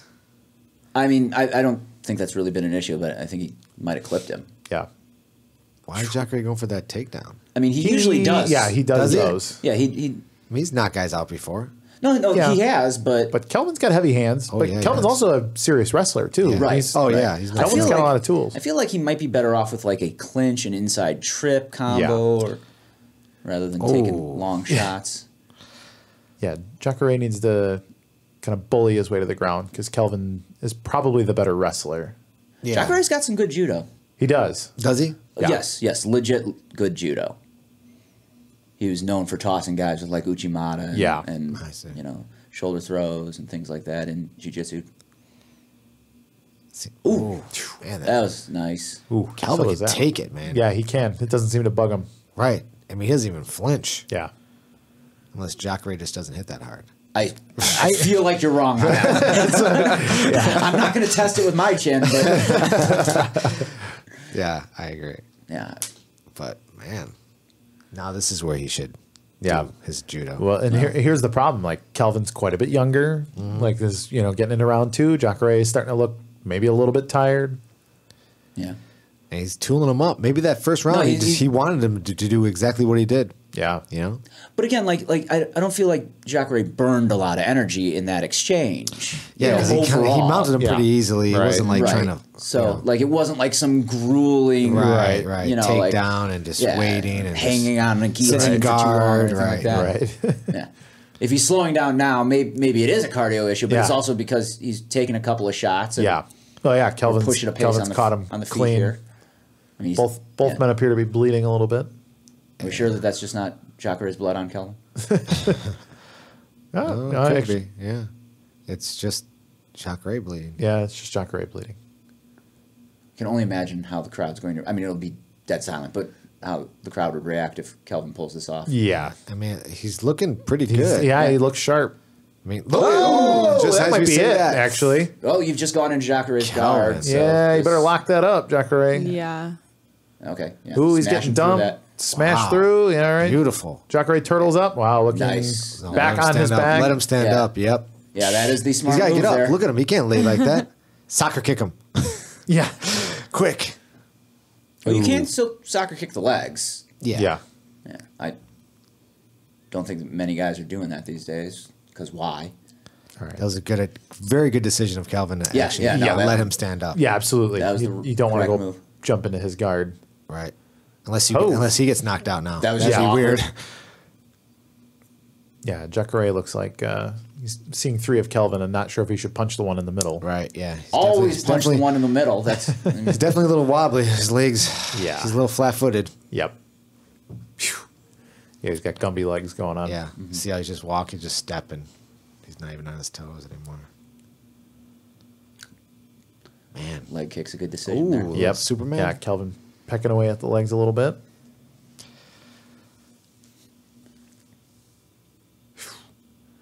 Brutal. Yeah, lazy straight punch up the middle, Jacare.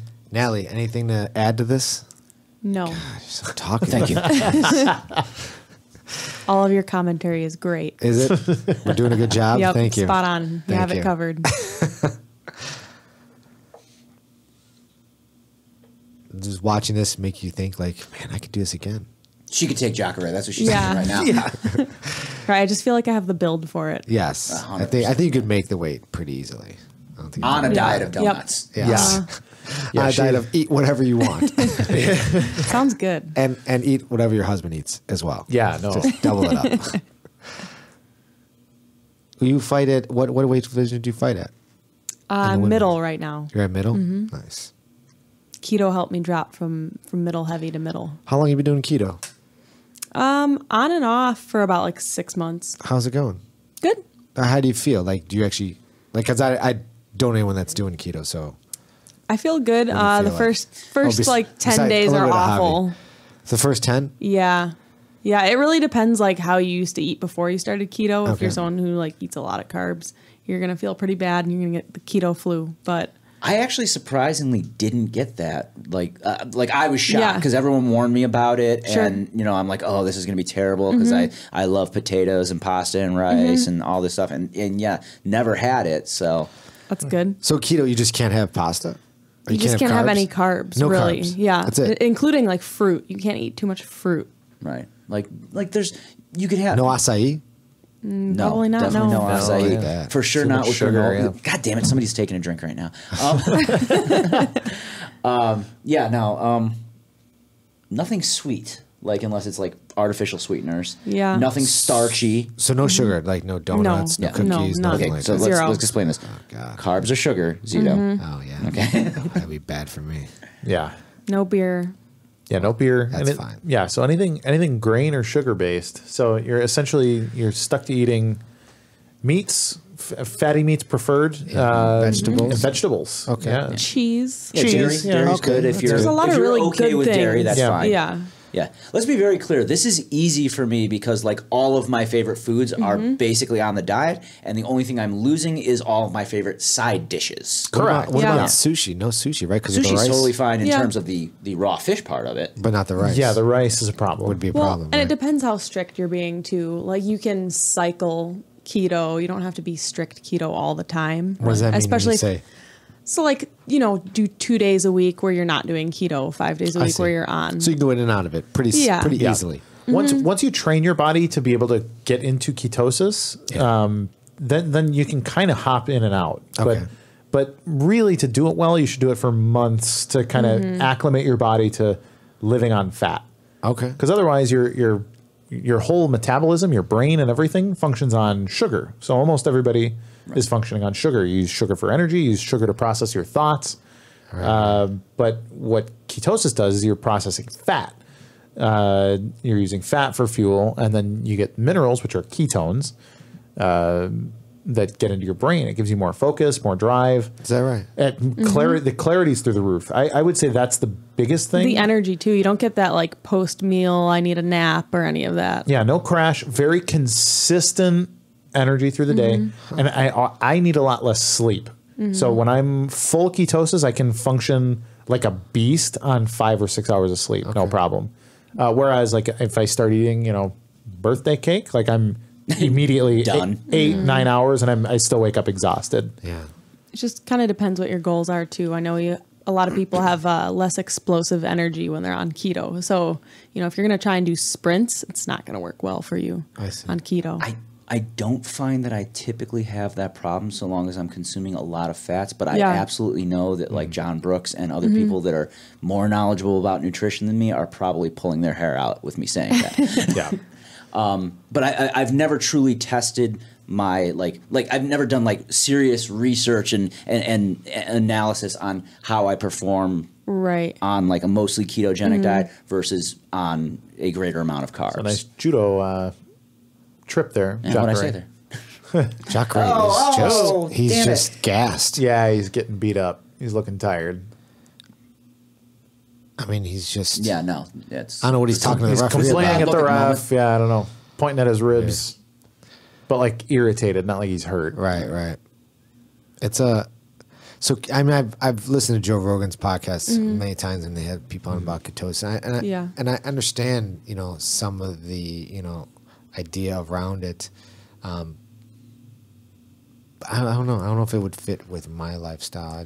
well. I feel like it'd provide a really good nickname for you. Like Zito on Zito? keto. Yeah. Oh, yeah, yeah, it would be pretty cool. But I think I like cookies, and I like acai way too much. Let's be very clear here. No one at this table doesn't like tasty food. Okay. Right. Right. Yeah. Good point. Yeah. I mean, and I regularly reward myself with cheat days Sure. after competition. Yeah. But yeah, like that makes those cheat days all that much better, by the way. Right. Yeah. Unless they make you sick. Some people Right, cannot right. jump off of ketosis. And sometimes my stomach gives me trouble if I'm eating like total shit as Yeah. opposed to like Right. allowing myself to have the bun on my hamburger. Right. Yeah. It's a difference between going to the cupcake shop and Right. right. Sounds terrible right now. Yeah. No. Well, that's the thing too. Is like, once you're on keto for a good amount of time too, a lot of things stick out as like things that are not sweet come across as too sweet. Too sweet. Like that glass of wine yesterday. Yeah, we tried to drink some dry red wine. I was like, oh, this is like, Is there like aspartame in this? yeah, What's wrong like, with we were this? both just like, this is terrible. It's too sweet, and it's Yeah. not sweet wine. Interesting. Right. But even like if you were to eat a crouton, you'd eat a crouton, and be like, oh god, there's like sugar in this bread, So Right. it's weird. It's a very weird thing. That's good. But you feel better on it? And I do. now, do you take like that? Isn't it? They take like blood samples to know you're in ketosis. What isn't it? You like, can like if you're trying to be super scientific about it, which Sure. Jacare going for the takedown. Not And, happening. Yeah. You can do that if you're trying to be really Because how do you know if you don't do that? How do you know you're in ketosis? There's other signs. I mean, you can basically know essentially if you're not consuming any sugar or carbs, then you're going to be after a certain amount of time. You just will be. I see. I mean, I don't have any mystic powers here or anything, but I can kind of just feel when it clicks over after I've done a cheat meal. Yeah. Like I just feel different. I don't know how to describe it quite. It's just like, I don't know.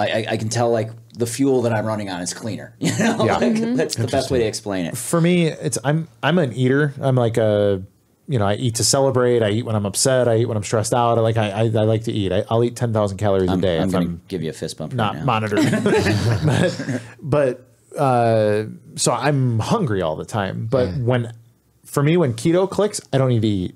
Like today, I've eaten. What did I eat today? I ate a couple of small. Like I ate the Italian beef and stuff here, and I had two eggs, broccoli, and some broccoli, and like a bite of literally a bite of a pork roast from yesterday. So I've probably eaten maybe 1,000, 1,500 calories today, and I've been up rocking. I trained 2 hours today, rolled all day, and I'm good. I've 100% heard people complain about for like high energy sports like jiu-jitsu and stuff, like complain about energy levels on keto.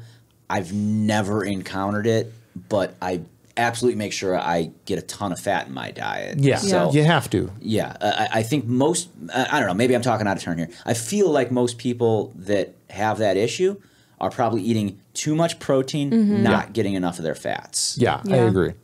So by fats, what do you?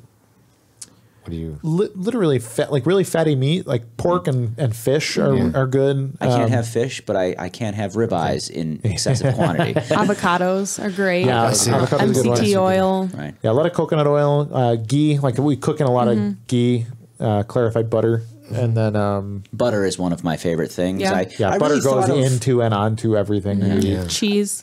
Right, butter on your cheese, even better. Yeah, absolutely. Buttered cheese.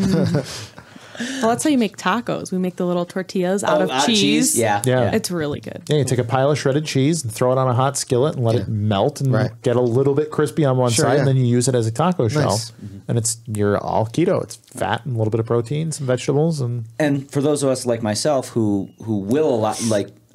You can't do like gluten and whatnot, right? Or no, I can. Oh, okay, I thought you had said something earlier. Regardless, they do make like low carb tortillas and stuff like that. So I'll have those periodically. Right.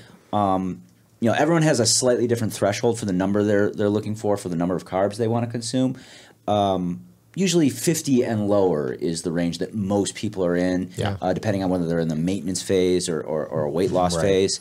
So like.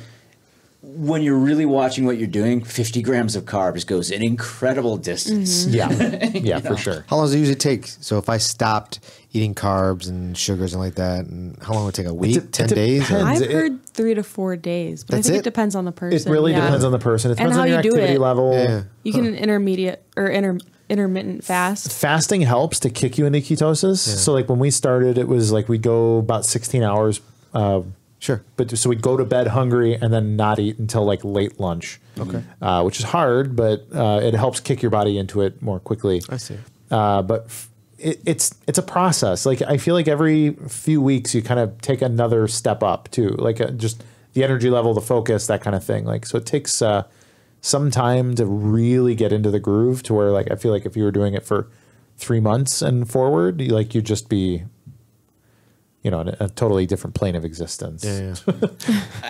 I mean, I've been doing it for years off and on. Yeah. Got much stricter on it once I started competing more regularly because it's the diet that works best for me for competition. Yeah. Because like every other diet I've ever been on feels like hell by comparison. Yeah, right. Absolutely. So, like obviously other people have had different experiences. Not everyone has the exact same metabolism and food preferences and whatnot. But like, you're going to give me a diet where I can have like cheese, steak, and bacon? Yes, sign me up. Yeah. Yeah. Well, my weight cut for my one MMA fight, I cut out basically all carbs except for like quinoa and occasional brown rice. I was keeping it really healthy. I was restricting calories. I felt like death and I barely made my weight cut. And now I'm walking around lighter than that and I get to eat cheese and, your butter. energy levels and are great. Yeah, I feel great. Yeah. And like the other thing, like, you know, Kurt's talking about how like he doesn't get hungry as much, and that's generally true. But at the same time, I can totally snack all day, and so long as it's the right kind of food, doesn't bother me at all.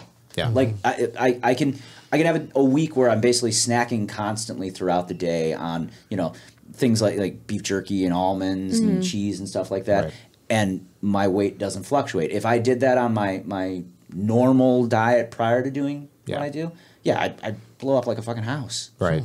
Yeah. Bag of Doritos or something. And I'd put 2 pounds on. I'd eat 14 ounces of Doritos and put on somehow 32 ounces of fat overnight. So mathematically impossible, but you were able to do it anyhow. It's a miracle. He's created matter from nowhere. You're right. So Kelvin won that split decision. Yeah, split decision victory. Like I said, I definitely gave round 1 to Jacare, but 2 and 3. Yep. Not so much. Kelvin's a beast. Man. So what's next for Kelvin? I don't know where I trust him to go from here. I mean, does he fight the winner of Romero versus he may, or does he go against what's his name? Who's the guy that model guy? What the hell's his name? Rockhold, yeah. A model guy. Wasn't he like a model? Not a model citizen and not a fashion model, but yes, he is. He's apparently quite the stunning hunk of man. That's what you're getting at. Does he go against him? They haven't fought, have they? I don't think so. No. Not that I recall. No, it makes sense. Yeah. But I mean, Kelvin's a top 3, top 4 guy. So he's got to be 100% got to be in the top 5. Yeah. So he could then get then again, UFC rankings often don't make any sense to me. I probably shouldn't say 100%. Right. Yeah. Wait, why is say champ next to Rafael dos Anjos? He's the interim, isn't it? Is he, or is it for the interim? Oh, wait, maybe I'm it's confused. for the interim. Yeah, I don't even know. Yeah, I've lost track. I'll wait, be honest. who's Woodley, right? Woodley's out currently. That's 170 because Dos Anjos is at 170. Yeah. So maybe they're fighting for an interim belt. Right. Yeah, it could be. That's got to be what it is. Woodley's out on an injury, right? Yeah. Yeah. Wow. I hate interim belts so much. Kobe Covington has talked his way into an interim title shot. What? Yeah. Wow. What nonsense is this? This is, I don't even get that. That's weird. It's Drax. Yeah. What was the point of that? I don't know. Yeah, it's weird. But so are interim titles. It doesn't make any sense. It's kind of lame. It's kind of game. It's kind of like. Do you put that on your mantle? Oh, I was an interim champ. Yeah, I was the runner up. You definitely leave out the word interim when discussing your like, yeah. But then that becomes like their thing. Like when they come walk out, they say that they were the interim champ. Like that's in their like. They do, thing. but like that carries about as much weight as being like, I was a medalist at the Chicago Open. Right. Yeah. Oh yeah, what medal? Well, bronze. You know. Yeah. Okay. Right. In a 3-person division. Yeah. Right. The real key. Wait, did you say 3 or 2? How many matches? Yeah. So I don't know. I don't like I know people will inherently put more value on the fight just because there's a belt on the line. Yes. But you're devaluing the lineage of the championship belt by having so many interim titles. Exactly. Yeah, absolutely.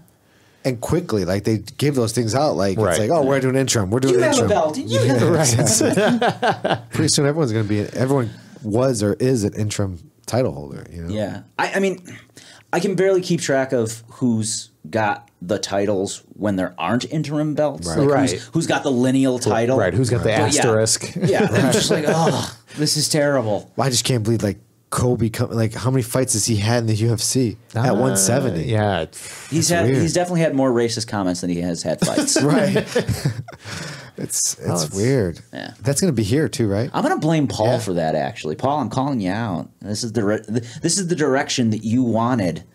You mega convoy fan. He likes that. Yeah. He likes that smack talk. I think I said convoy by accident. I obviously meant to say Connor. Yeah. That works. Messed that up. Yeah. I figured that's what you meant. Right. It was just a terrible call out. This is why I'm not destined for the smack talk. I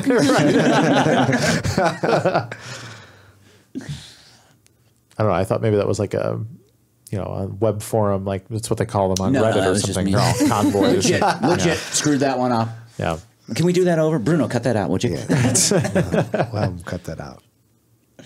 I still want him here so we can call him Young Bruno and he can pull that shit off. First of all, Bruno has called you out. Oh, what's up? What's up? Oh. Yes. He goes, I just want to play Javi in a little Magic.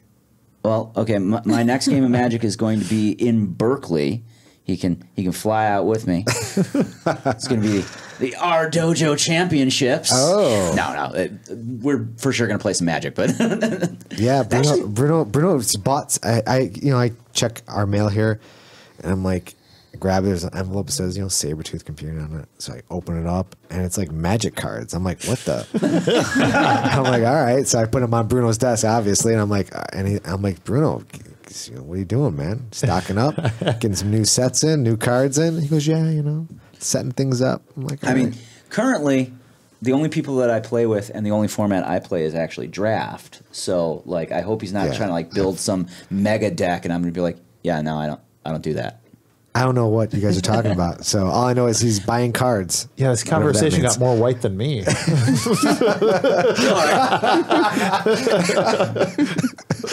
Actually, mostly blue-red player.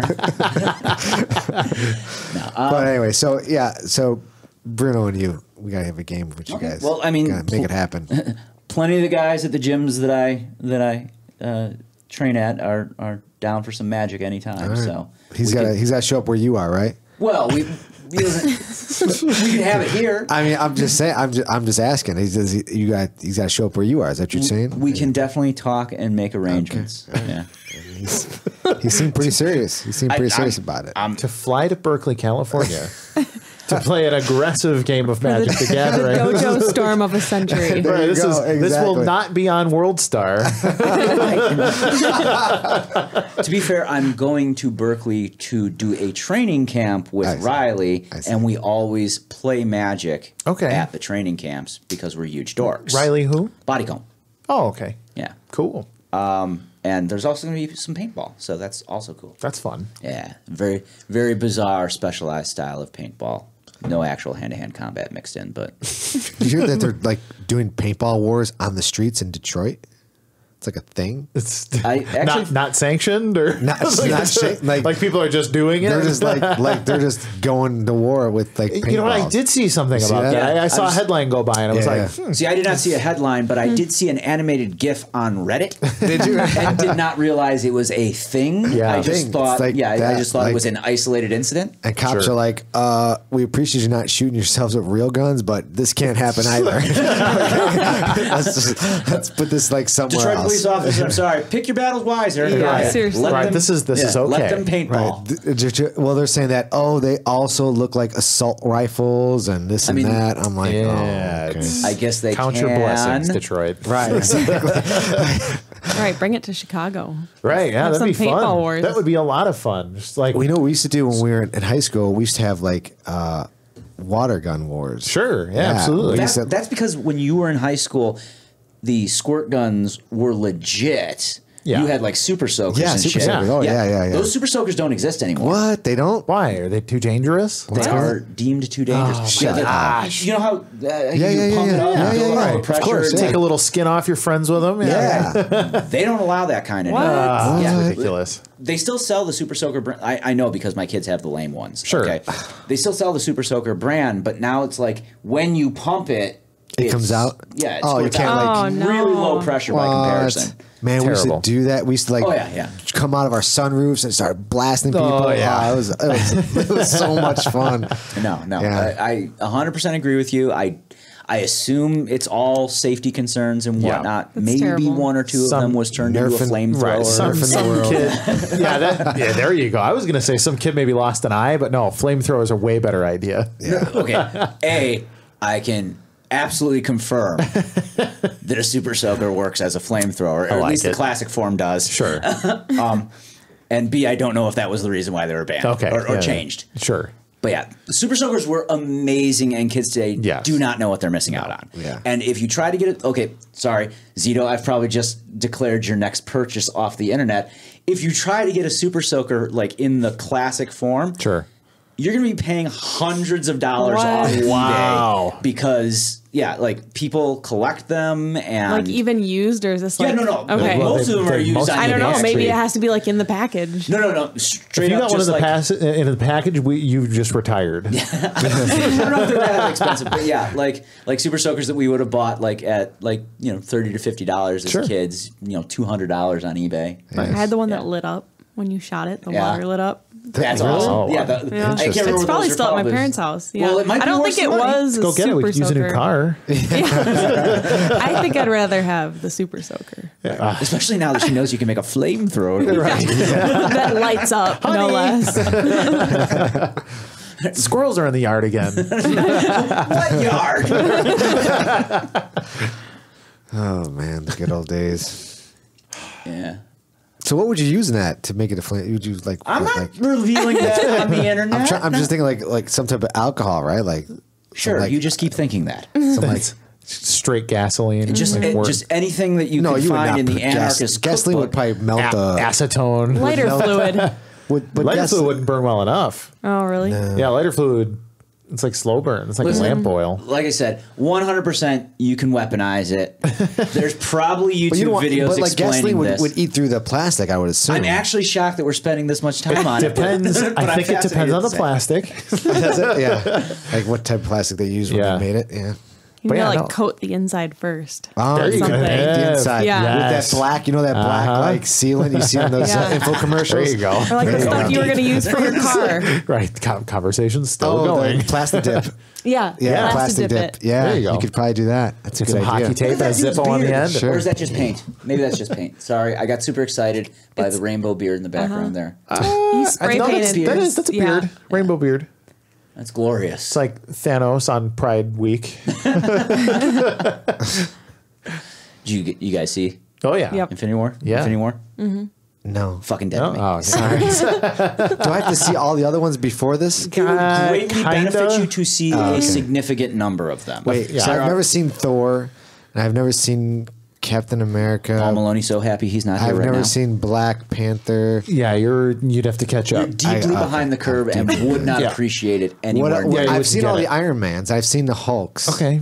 Well, that's not saying much, but... Okay, sorry. What is it, 3 Iron Mans and 2 Hulks? 3 Iron Mans, 1 very good, the other 2 not so much. Hulk generally considered a reasonably low point, though I liked it. Sure. Oh, Edward Norton? I liked the Edward Norton one. I liked the Edward Norton one as well. But still generally not considered a high point for Marvel. I would say the Winter Soldier and Civil War are must-watch. Yeah. Black Panther, must-watch. Spider-Man Homecoming. Which one's that? And Doctor Strange. You got to know Doctor Strange. And Thor Ragnarok. Like those are the Thor Ragnarok. The most recent Thor movie. Yeah. And both Guardians of the Galaxy. Basically, you need about 5 years of movie. Jesus. A lot of it, they literally, some of the earlier ones are not directly, so if you kind of know all the backstory on the character, you wouldn't have to watch. But yeah, there's 6 movies that are literally end as this movie begins. Right. So it all deeply ties together. I mean, this is ignoring the fact that it's like what I dreamed of as a child. Right. It is amazing that they pulled this off. Really? Yeah. Yeah. I mean, they've built this up for 10 years, man. Yeah. This is a Thanos. payoff. Where was the first time Thanos popped in? Was it Iron Man? Avengers, wasn't it? Was it Avengers? Yes. Really? Yeah. Because he was the guy who sent Loki the first Avengers movie. Right, but so, I believe his first actual appearance is in Avengers, if not... Actually, no. Because I feel like it was post-credit in a random Iron Man movie or something. Yeah, they teased it before that, now that I think about it. Yeah. I'd have to look that up. But yeah, literally... no one knew this was really going to be a thing until Incredible Hulk when they had the Iron Man post-credit scene. Right. And it's oh shit, they're tying it all together. Right. Yeah, they're all going to be... But even then, a lot of people were oh, this will never work. Well, even the first Avengers movie was oh, God, how are they going to make this happen? Right. And then it was fantastic. Huh. I'm going to say it was good, but nowhere near... This is really good. Yeah, they've just raised the bar continually over the last couple of movies. Interesting. See, I liked the first Avengers. I think might be... That's going to be hard now. Oh, yeah. I think the first Avengers movie is my favorite MCU What's MCU? Marvel comic book universe. Okay. Cinematic, oh, yeah, whatever. All right, sorry. It's the world they all live in. I see. Right. They're the universe they all live in. So Deadpool's not in this. No, not yet. It could happen. What? He is in the same. See, this is all corporate going deep, politics nerd. now. Deep, Yeah, deep this is. nerd. Oh, So shit. Marvel is a corporation and Fox is a corporation. Fox owns X-Men. Okay. And Deadpool's more on the X-Men They're side. straight up, Okay, they yeah, straight yeah. up owns Deadpool. Yeah. So Fox owns Deadpool and Marvel owns all the Avengers. Right. But Marvel is owned by Disney at this point. Okay. Yeah. Okay. And Disney is buying Fox. I see. Who owns DC Comics? Warner Brothers. Totally Yes, different. totally Who's different. DC? Batman, Superman. Okay. And then a bunch of other characters you don't need to know. Oh, really? Wow. What about Wonder Woman, man? I actually, I Is there a taking thing back against my like previous- DC versus Marvel? Is there like a thing like guys against DC? A little bit, Oh, yeah. wow. There is for a lot of people, but you know, yeah, DC guys are all edgelords. I have no idea what that means. sounds serious though. much like my grappling, I play all sides. Yeah, I sure. I like DC. I like Marvel. I I'm not like opposed. Image. I have not actually seen any of the Ben Affleck Batman flicks. Whoa. So Oh, that was a hell of a leg kick. yeah. Yeah, I don't know if that was a partial slip or if she just like took her legs out from underneath her. By the way, title fight here. Right. Totally talking comics over it. Nunez, Pennington. Sorry. Main card. Wow, man. Nunez looks Yeah, fucking Yeah, well, vicious. she always looks like a beast. She's terrifying. Yeah. And Pennington usually is terrifying, and she looks, scared. she looks like she's already in trouble. Not like I want to be like, oh yeah, she's totally faking her out, but like if Nunes has a weakness, it is that she gasses herself out in the first round Sure. frequently. And this is a 5-rounder. So, yeah, It is. So playing it a little defensive in the beginning. Wow. might be okay. Yeah, there's leg kicks. What the fuck? Kicking second time kicked out with the leg kicks. Yeah. But why is she standing so flat-footed to even let that Yeah, I happen? don't know. That's weird, right?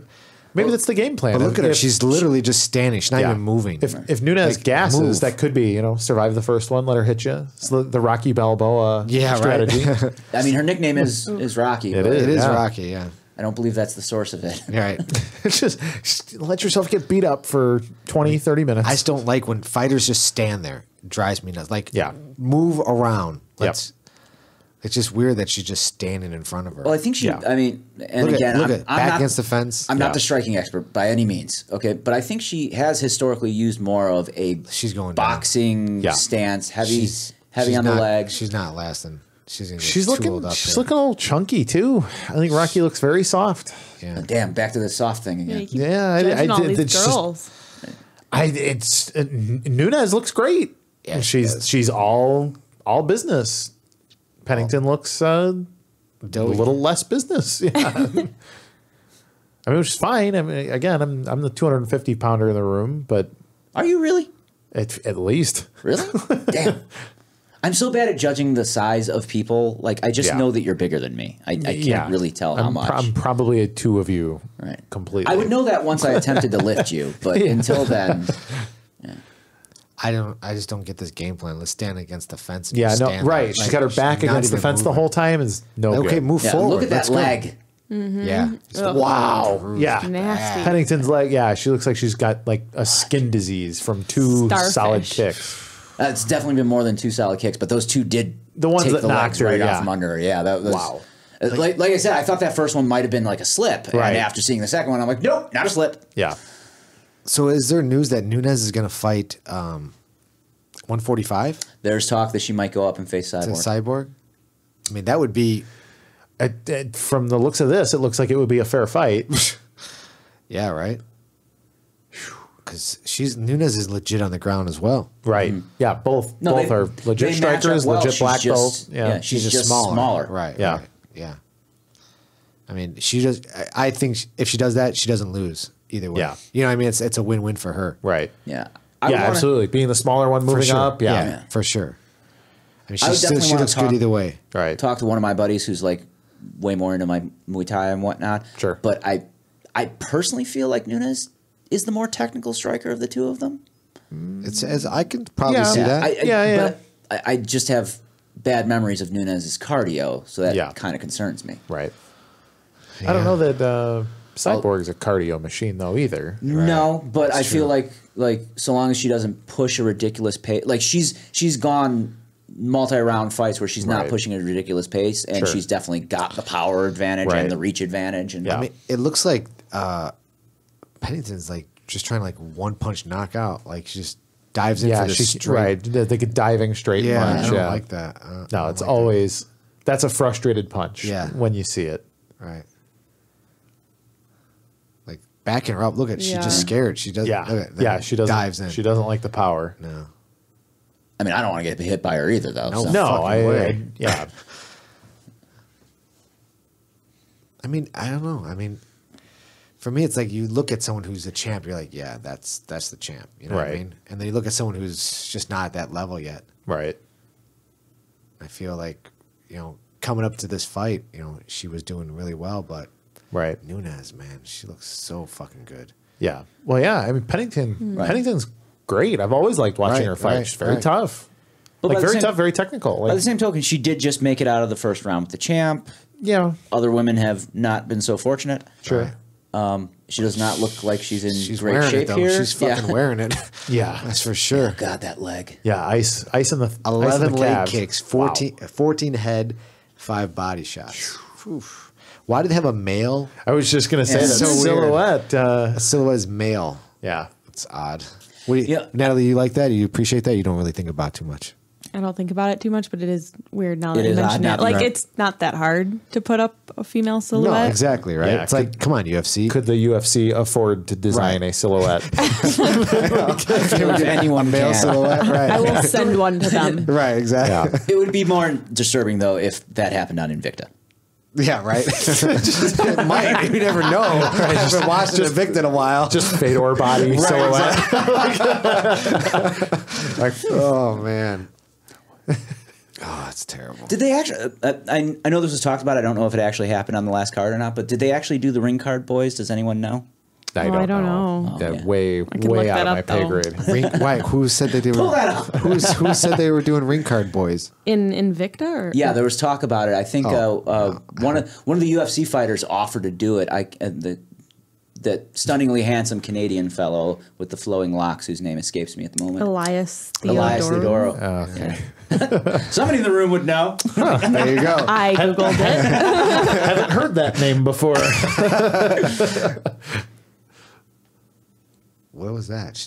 Can you get low kicked in a female fight? Is there such For thing? sure. Crotch shot? Yeah. Like, no, I mean, they stop the fight and give her 5 minutes? I don't know. I don't know that I've if it's- seen a girl call for it. Yeah, I know women wear groin protection. They do, yeah. I've seen that, So- right. But I'm just saying, is that a legal strike to strike there? It is an illegal strike. It's Yes. legal? It is an illegal strike. Illegal, okay. But like I said, I can't recall ever seeing a woman get nailed there and then get a 5-minute timeout. Yeah, if it's happened, it's just not right. It's a different experience. And let's leave it right there. Yeah, it's a hard stop. Man. Well, one thing, Pennington can take a beating. Yeah, she sure can. No, she's definitely tough. Yeah, maybe that is how she got the Rocky nickname. Maybe. You're right. It's possible. You never know. I'm not saying you're wrong. I just didn't think it was the source. I guess it did happen, and then they were debating whether he stole the attention from the women. Oh God! Of course, of course they did. Of course, that's. They decided they felt triggered. Oh man, I don't even know how to react to that. It's so interesting. But like he wore a vest though, so it wasn't equal because he wasn't in a Speedo. I see. Like, wait, what kind of vest though? I don't know. Maybe like a leather vest. I feel like there's probably. Oh, it was so that he could give him sponsorship space to sell. There you go. Oh, beautiful. Okay. Well, yeah, because nobody wants to be reading the front of a Speedo. I'm sure there's somebody. Do the women have sponsorship stuff on them? No, I don't think so. So he was taking advantage of the situation. I'm literally I'm going making to agree on sponsorship that. money. Yeah. Yeah, probably. He got paid more than the fighters. Yeah, Right. That would be terrible. I mean, no offense to him seizing on an opportunity. I mean, quite the entrepreneur there. But, Now that said, I would not be opposed to the ring card girls. Yeah, whatever. Having sponsorship. Everyone's got to eat. Yeah. Let's just replace them with puppies. Ring card puppies? Yeah. That's adorable.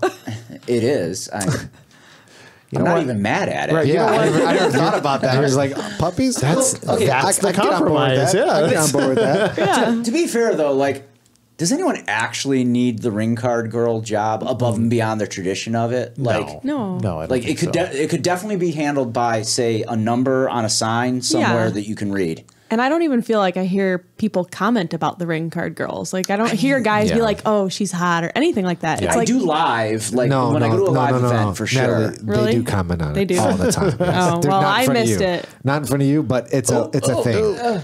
Yeah, it's a thing. Oh, nice. They've like the ring card girls. Isn't what's her name? there's like the Ariane. one that was really she's a multimillionaire. Yeah. Yeah. She's a multimillionaire for holding a sign up, Right. and walking around the ring. That's pretty awesome. Good. It's for her. amazing. I mean, because she sees an opportunity. But isn't she you know- like also a model or something on the? She did Yeah, yeah. Playboy She's and Playboy. some other Yeah. things. Oh, I yeah. believe she Yeah, did. Of course, yeah. Yeah, she sold herself. But I mean, a puppy could do her job. It's true.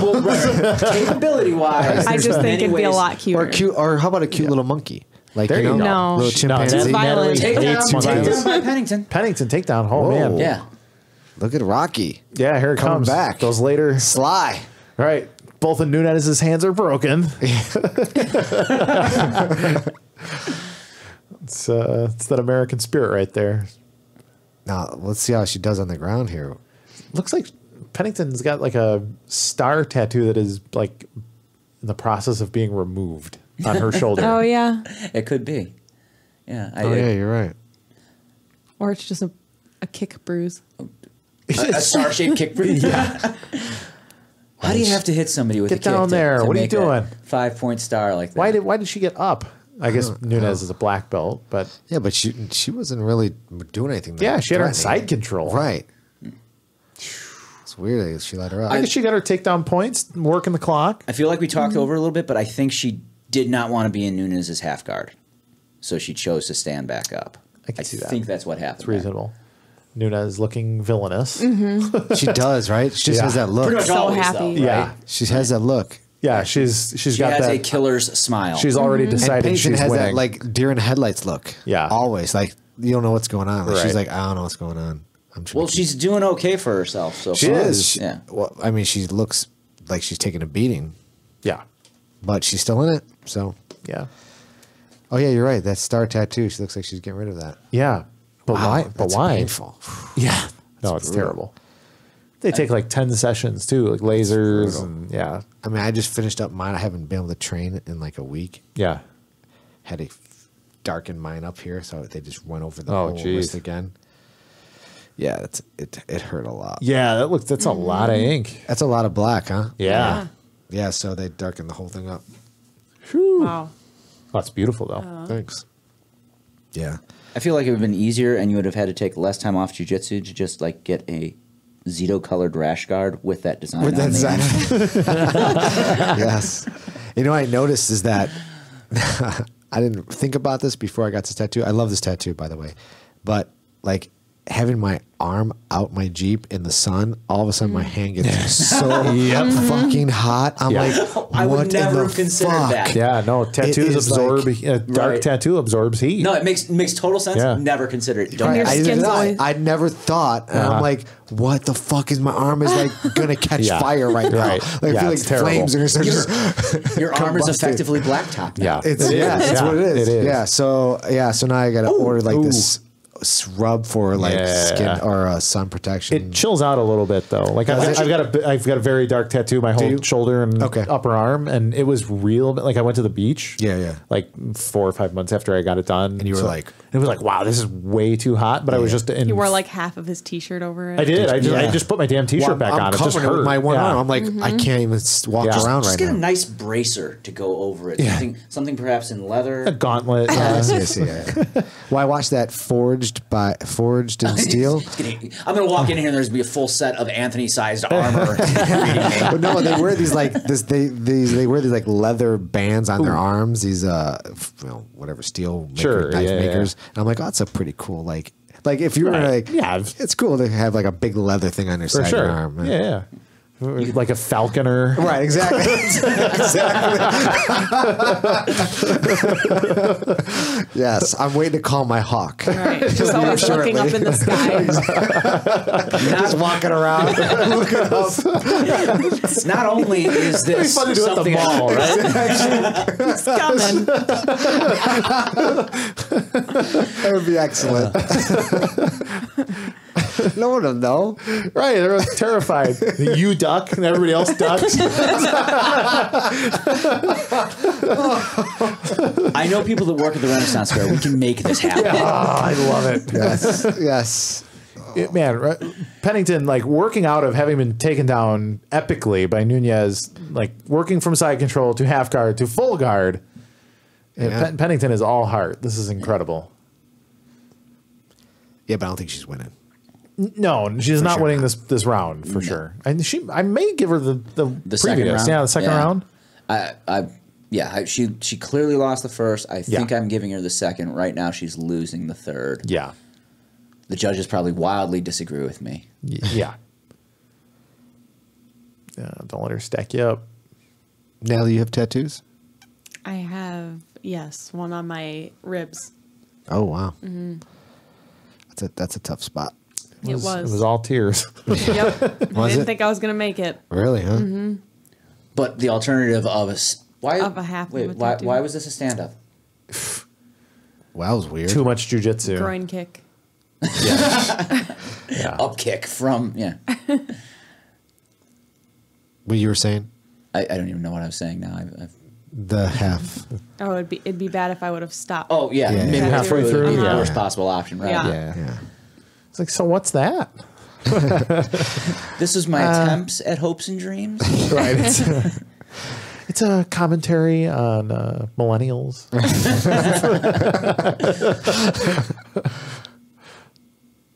Man, she just needs to keep kicking that leg. Yeah. Jeez. Go straight Marco Huas on her. Yeah. Yeah. Man, Look at that. She's Pennington pushing her back a little bit. And you know what? Those hands are coming alive. Nunez, sticks her chin up when she Yeah, moves back. she does. That's a bad habit. Yeah. And you know who will take advantage of that? Cyborg. Yeah. Yeah. Fuck, can't stick Yeah. her chin up on Cyborg like Yeah, that. no, it's gone. Oop, don't get taken down. Come on. Pennington could win this round if she gets a takedown. She's got 40 seconds. Yeah. Yeah. And this is a tough looking fight. for it. Yeah. You think it's looking gonna go for 5 her. rounds? Not This, give up this, to that this, this Kimura, might go though. 5 rounds. I think Kimura is all trouble. This is, man, I didn't think she'd make it out of the first round. Yeah. The way she looked, you know? Yeah. She was Yeah, getting lit up. Mm-hmm. But yeah. Tough girl. Yeah. Phew. It's a war. What do you guys think about the 5-round fights for non-title? Agree with that? Just like regular. because it's the main event, Yeah. but there's nothing. I'm okay with it. I mean, I don't don't- think it needs to be. I think I like just having title fights being fired. It just kind of separates it. The 3-rounders I like for just Right. like what do you Well, what's being decided? right? Why are you That's- doing 5? right. Like, what is being decided? Right. I mean, I guess theoretically, if it's a main event, it's probably one preceding a title right, shot. that's what I was so going to say. If it's like for the number 1 contender But spot, no, or now something now like with all the that, cards are doing, yeah. it's like Yeah. those aren't going to be title. This is why we've got so many damn interim belts. Right. Yeah, exactly right. that does anger. Yeah, I mean, basically, there's a card every weekend almost. Yeah. right. I mean, Yeah. there's like fight night or whatever. Right. Yeah, I think Are we they average even like 3 a doing month. Fight Pass only anymore? Because I haven't seen one on Fight Pass, just Fight Pass, in a long I don't time. think so, I but they don't also know. just cut a deal with ESPN's new streaming Interesting. network. What do they do? They just cut a deal with ESPN. What does that mean? Like, Just There's more going to UFC. there's going to be UFC events that are, if I understood correctly, that are strictly going to be streamed online through some ESPN service. Interesting. Yeah. I wonder why they did that. That's interesting. Yeah. As if we needed more UFC content. Well, it's because they got Fox. Is Fox own ESPN? I I don't know. think so, but I don't know. Yeah, maybe. Not one of the corporate chains that I'm that's overly familiar with. Yeah, I don't remember who's the CEO of that world. Right. So that's another. So I just got DirecTV now. Okay. I know you have to pick. You have the different plans. They can include different channels, packages. Sure. Yeah. And so I had to make sure I get make sure I get FS1 so I can watch the UFC. Right. And now it's like, oh shit, now they're doing ESPN. Now I got to fucking see if that's on right now. It's like, come on. Well, like I said, I think this ESPN thing is strictly a streaming service. Oh, interesting. So you have to you have to pay ESPN, I think. Ugh. What would be the point of that? They got Fight Pass. It seems like they. Yeah, it's what it is television executives don't understand that they don't have any value anymore. So there's the executives themselves, you mean? Yes. They're just buying content. Right. Yeah. It's. Yeah. I'm going to look that shit up. Can you look it up? Because it doesn't make sense to me, please. Unless they're doing it because, the UFC just, paid $4 billion and they got to sell as much content as they can. Yeah. And ESPN might already have an audience. They might just add it to their library. Yeah. I can see that. Maybe that would, because the whole library is on Fight Pass. Right. So if someone wanted to get it, they just go to Fight Pass. But if someone already has this ESPN app and they're like, oh, we can now get UFC on it and not have to buy Fight Pass. Sure. I guess it would make sense that way. Yeah. The business side of it all, like television, entertainment, all of that is beyond me. Yeah, but I know we comment about your Bitcoin shirt, but do you think, because no one's taken Bitcoin yet for subscription based stuff, are they? Not for this kind of entertainment stuff. Not for any TV stuff. Not like Netflix is not taking Bitcoin or any of those big not directly. Actually, Pornhub just made an announcement that they are. Glad he brought that up and I didn't. They're accepting a competitor to Bitcoin called Verge. Okay, so you can pay with nice trip cryptocurrency. Pay for what? Isn't it free anyway? Pornhub premium subscription, which apparently is a thing. Who's paying for that? I don't know. Do they know it's free? Obviously not you. They know you can just get that shit for free, right? Yeah. So before this descends too much into a conversation of porn, everything you need to know about the UFC's blockbuster deal with ESPN is the title here. This article was written just a couple of days ago. I have not scrolled through the whole thing yet. It's called ESPN Plus, coming January 2019. Let's see here. Let's find out the dealio here. The UFC's current deal with Fox expires at the end of 2018. Oh, okay. I see. Interesting. Fights will be streamed on ESPN Plus, which I guess costs $4.99 a month. Much of what will eventually be on ESPN Plus is currently available only to UFC Fight Pass. I see. So it is exactly what I was talking about. We're replacing Fight Pass with ESPN. Well, we're not replacing. They're just adding the catalog to ESPN. Okay, right. But for half the price. So, what the fuck? Perfect. Great. Way to kill Fight Pass then. Right. Still going to have... There will be plenty of UFC on ESPN TV2. The deal grants ESPN rights to the UFC's archives and allows ESPN TV to run pre-fight shows for the streaming cards.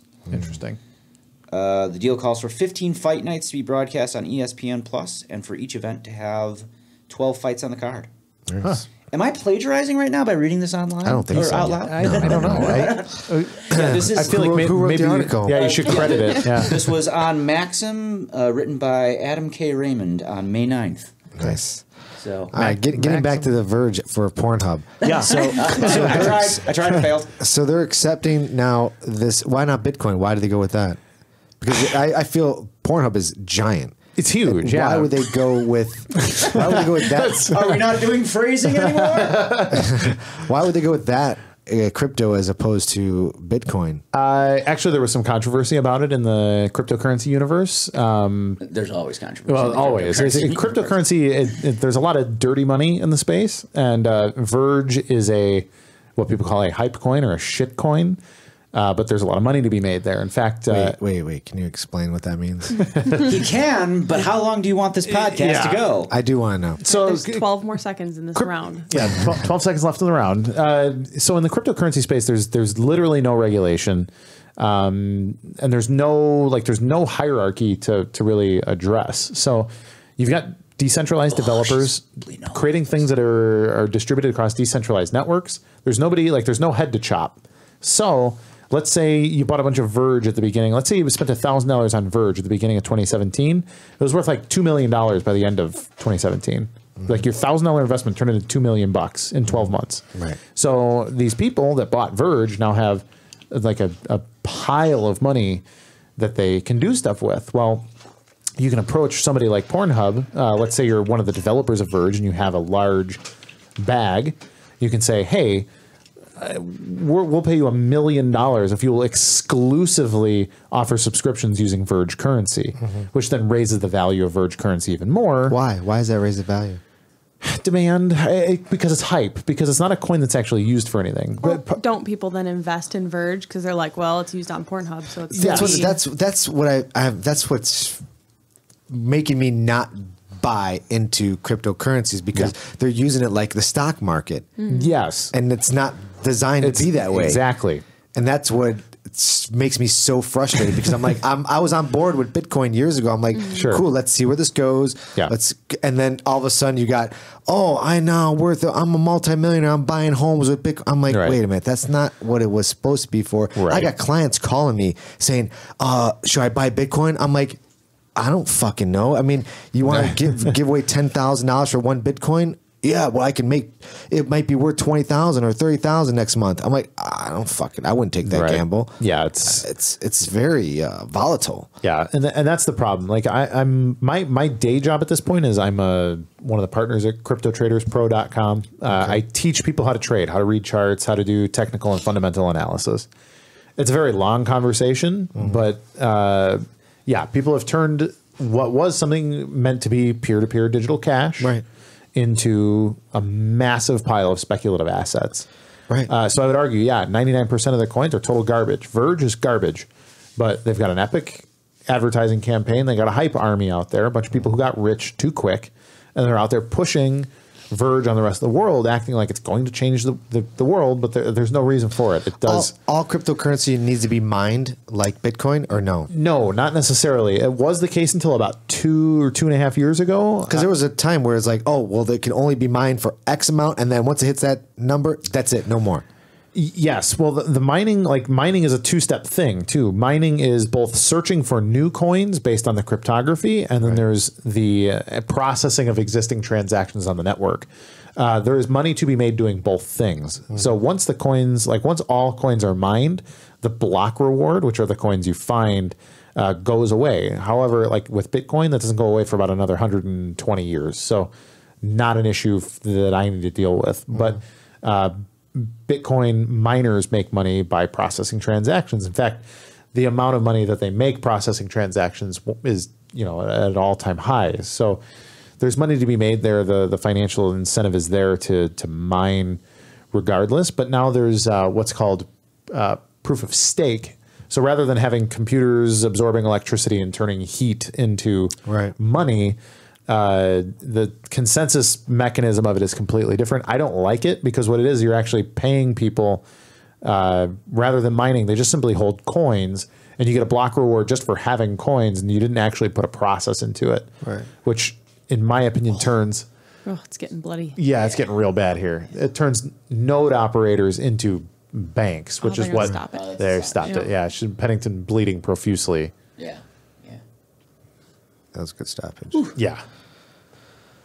So no one's mining back like they were back in the day. No, mining is also growing. Yeah, still big. But there are lots of new coins coming out from people that are basically like, well, mining's bad for the environment, or it's just an energy pig, or it's too expensive, or whatever. All the various inefficiency arguments about it, and replacing it with just things that are, our coins instant and free because it's not being mined. And then the argument is, well, then it's not really cryptocurrency also. So there's a lot of little civil wars going on in the cryptocurrency space right now. 3-4 years ago, there were 50 coins. Now there's 2,000 coins. 2,000. All kinds. They do all like specialty coins for everything. There's 10 beer coins. There's 10 marijuana coins. There's coins that are only used in New York City, and blah, blah, blah, blah, blah. So is there just Verge? You have to only use Verge coin. You can't use Bitcoin on that platform. Correct. So each each coin has its own blockchain. It's just a network. You can have wallets for multiple things. Like you can have wallets for 5 different coins on your computer. That's totally fine. But they're completely separate networks. The networks are mined by different groups of people, and it's different interconnected computers that are making it work. There's experimentation on what's called atomic swaps, where coins can jump from blockchain to blockchain. But that's experimental. It's not really something that's working in real life right now. So I'm a believer that ultimately, like, the free market will give us a number of good options. Ooh, that nose. And like, yeah, she's a mess. But it won't stop bleeding. You know, of the 2,000 coins that are out there, I'd say 99% of them are total garbage. There's probably 5 or 6 that have real use case and the kind of scale to be used as digital cash worldwide for everybody in the, on the planet. So what's a safe bet right now in the cryptocurrency world? That's going to be political. You look at your large cap coins. You've got Bitcoin. I'm a Bitcoin Cash fan. There's a fork of Bitcoin. It's a spin-off essentially. But that's the big political debate in the space, that both sides say we're the real Bitcoin. The original Bitcoin chain has changed aggressively. Like, their roadmap is more like peer-to-peer digital cash isn't a great idea. We actually need a long-term store of value, like digital commodity thing, which I mentioned. Bitcoin mining has become profitable. Well, in December, the average transaction cost was about $60 a transaction. Well, if I need to send you $25, it would cost me $60 to send you $25 using Bitcoin, which is insane. Right. That's what Bitcoin Cash was spun off to go the direction of the original kind of Bitcoin vision, where it's sub-cent transaction fees regardless of everything else. So there's transaction fees associated with Bitcoin? Yes, but it's paid through the network. That's what the miners are making. So a miner is running a computer, and he is earning transaction fees paid in the currency that's being used. It's a self-regulating system. This is what keeps it decentralized, is that every aspect of the network has a different incentive model. Nobody has an incentive to screw anybody necessarily. Unless you're the biggest miner. In theory, but even if you're the biggest miner, it means you're holding the most coins. So you have an incentive to make sure the coin you're holding a ton of continues to grow in value. Right. So that's the incentive there. So it's kind of like everybody's incentivized to do what's best for themselves and the network at the same time. And, but Bitcoin became a little bit of a weird animal lately, like basically saying that, a means of exchange is a dumb thing. For that, using something as a means of exchange. Like, if I wanted to buy a Coke from you for Bitcoin, that's stupid. It's stupid for me to buy something so frivolous as a Coke with Bitcoin, because Bitcoin is quote unquote so important. So, but important to what? Exactly, and that's my contention is that. Well, okay, so as I've heard it, and I'm not anywhere near as deep into it, but I think I have at least the layman's understanding of it. Like, get in the mic a little bit. All right, thanks. If we're talking about Bitcoin as a commodity, you're basically discussing, using gold doubloons to buy a Coke. Yes. So yeah, that's of course the issue. But the original intention was that it could be divided up so much. Correct. That, Right. That's why that's the way I feel like it should be. Yeah. That you can break. You can break a Bitcoin down into the 100 millionth. The milli bit or whatever, which is. Micro pennies. And that was the point, is that you could absolutely buy a single piece of candy with Bitcoin. Right. Or do a microtransaction in a game. Exactly. And that's really where it got its start. It got its start from gamers sending each other tips on Reddit and in their microtransactions for games and black market, drugs and whatnot as well. But, but then anyways, the core development team there turned it into no, Bitcoin is essentially digital gold, and digital gold should be slow and expensive to transact because that's what gives it value. Like, it's difficult to liquidate. And I just disagree from a macroeconomic standpoint. I think we have physical gold, which is that. Right. So and we don't need a digital asset being slow and essentially inefficient doesn't make any sense. No. Especially like it may, if it was some kind of actual physical limitation of the technology, like this is the best we can do, right? But it's not, right? You know, so Bitcoin Cash, for example, can do. Well, right now it has 8 times the throughput, and then the coding makes it that you can have 0 confirmation transactions, makes them instantaneous. So then, in my opinion, Bitcoin Cash does everything Bitcoin could do, which means the store of value argument is equal, but it can also be used as a means of exchange, like as cash, more readily. So in my opinion, Bitcoin Cash is severely undervalued, sitting at like $1,500 today, while Bitcoin Core, BTC, is probably sitting at about $9,000, $8,500 right now. Between those two, I don't know who will win out. I mean, you know, so are either or both of them a good investment? So can you do micro donations? What I'm trying to get at, because I'm working on my nonprofit organization stuff, and one of the things I wanted to do was incorporate Bitcoin as a donation. However, well, does it have to be Bitcoin, or are you just saying a cryptocurrency? I'm sorry, a cryptocurrency. Sure. So I would, at the time that I started it, there was really Bitcoin was the biggest, and I'm assuming it still is the biggest, right. But it's down to less than 40% total market share now. Okay. So what you're telling me is that if I, like, you know, Twitch does micro donations, that's their whole thing. Yeah. And well, my nonprofit app would be similar to that effect, where you can only donate from a penny to $1. Right. Is it even worth it now with cryptocurrency because of the exchange or the cryptocurrency? Absolutely. Bitcoin average transaction fees right now are between like 50 cents and $3. So like it would be pointless. It would be pointless to use Bitcoin specifically. Bitcoin Cash, the transaction fees are sub penny. So sub penny. And yeah, I mean literally like a hundredth of a penny. So that's essentially, you know, a no brainer there. Right. The only other 2 coins that I really, really like personally are Monero. Monero is a completely anonymous blockchain. The main weakness of Bitcoin and coins that are based on the Bitcoin protocol is that they are visible. It's also one of its strengths. You can audit it. It's easy to account for. But the problem is, if you're going to do something nefarious, or, you know, do you necessarily claim the cash that you receive? Legally, you're supposed to.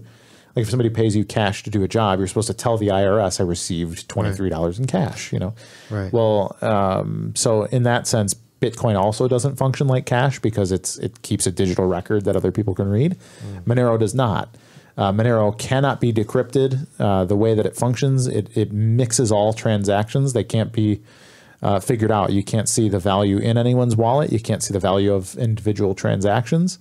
So Monero is a very special currency in that it's the only one accepted at dark web. So if you're going to buy drugs and guns and whatever else, like Monero is the only coin that is used more as a means of exchange than it is as a speculative asset. So when you say like, oh, people are just pumping coins to pump coins, like, yes, that's true, but it's not happening with Monero. Monero has a very stable price. It's growing, so it grows slowly and steadily because it's being adopted more and more as digital cash in places like Venezuela, where they have a communist dictator and you have a quota for how much toilet paper you're allowed to buy in a week. People are doing black market toilet paper and rice and everything else, and they're transacting in Monero. Wow. So Monero is a very cool cryptocurrency. It's like $200 today. You can buy 1 Monero for $200. I would say that's my favorite coin in the entire crypto space.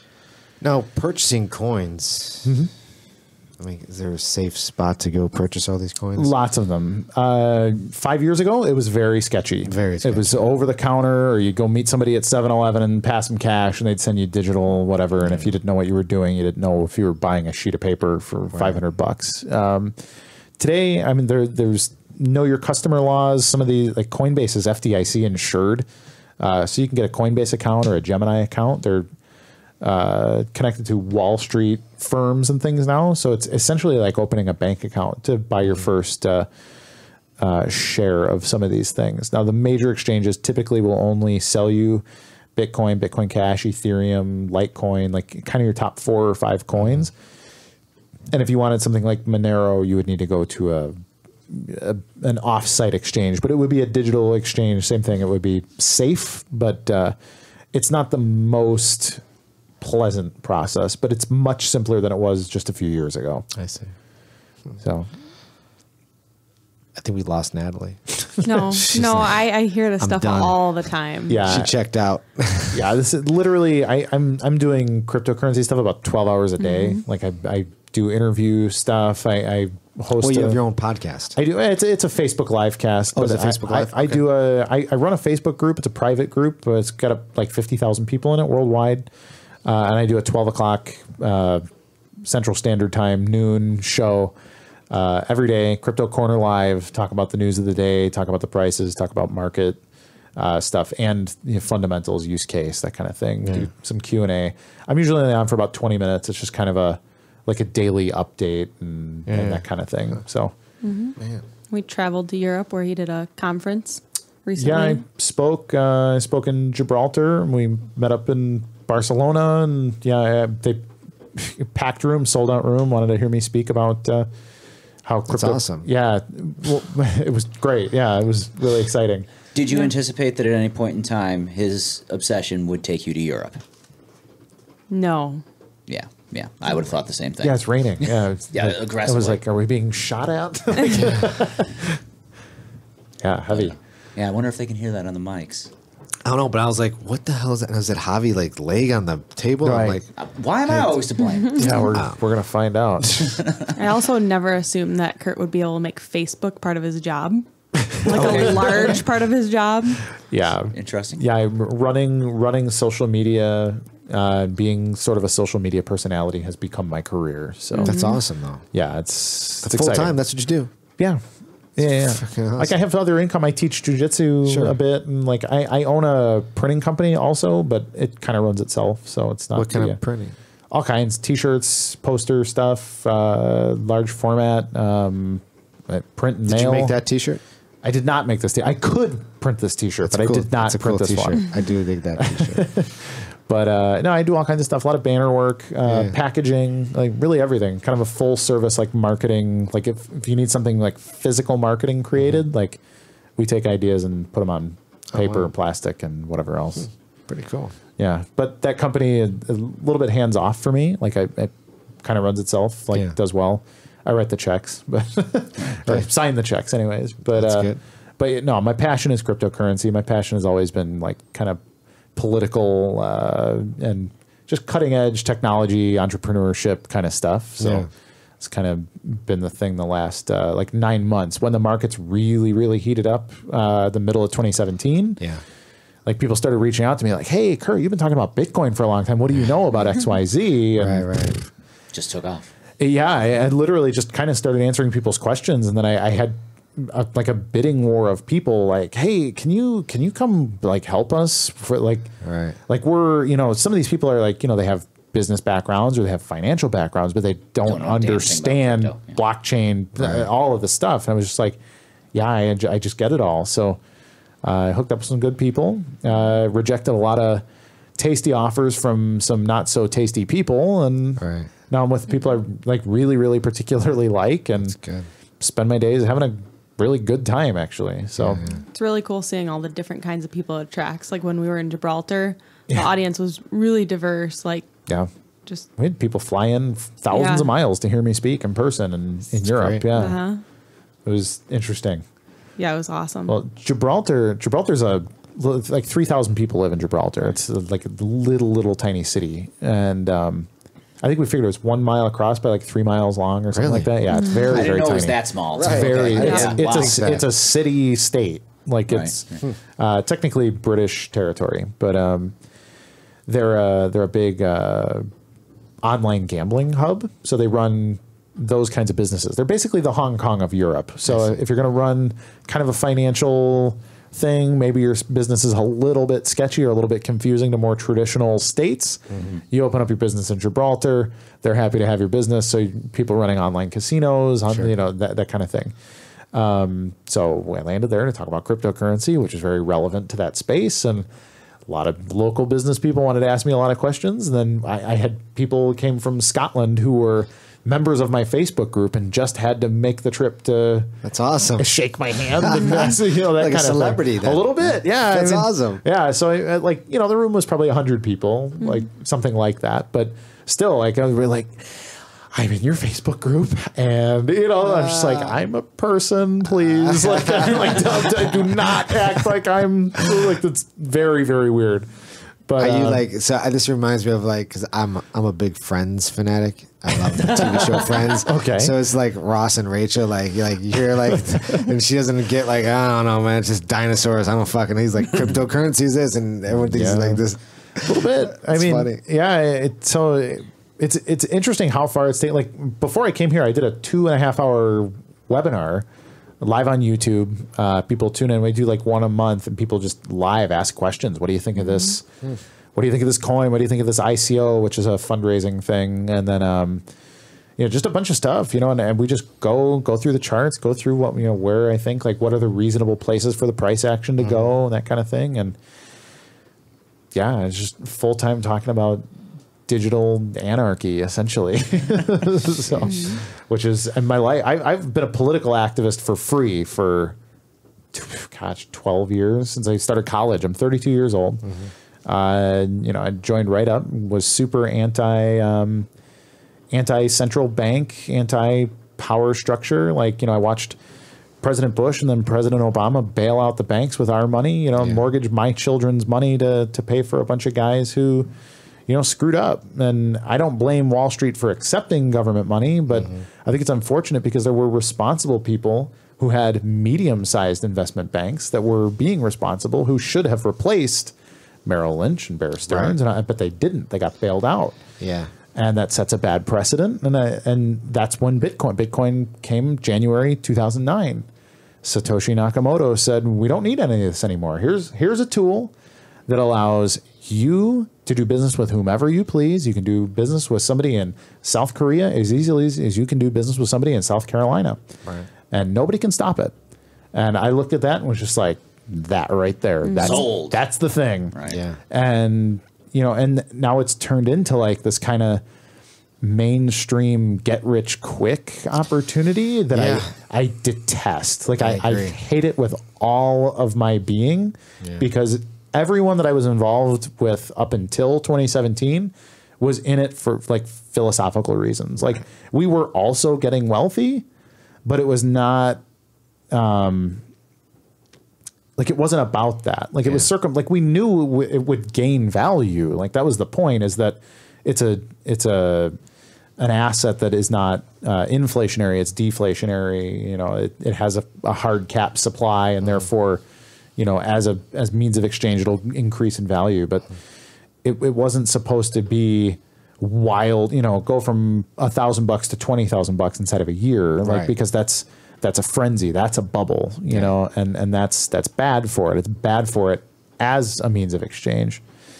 So there's people who made, $1,000 investment and it became worth 40-something million rather. Sure.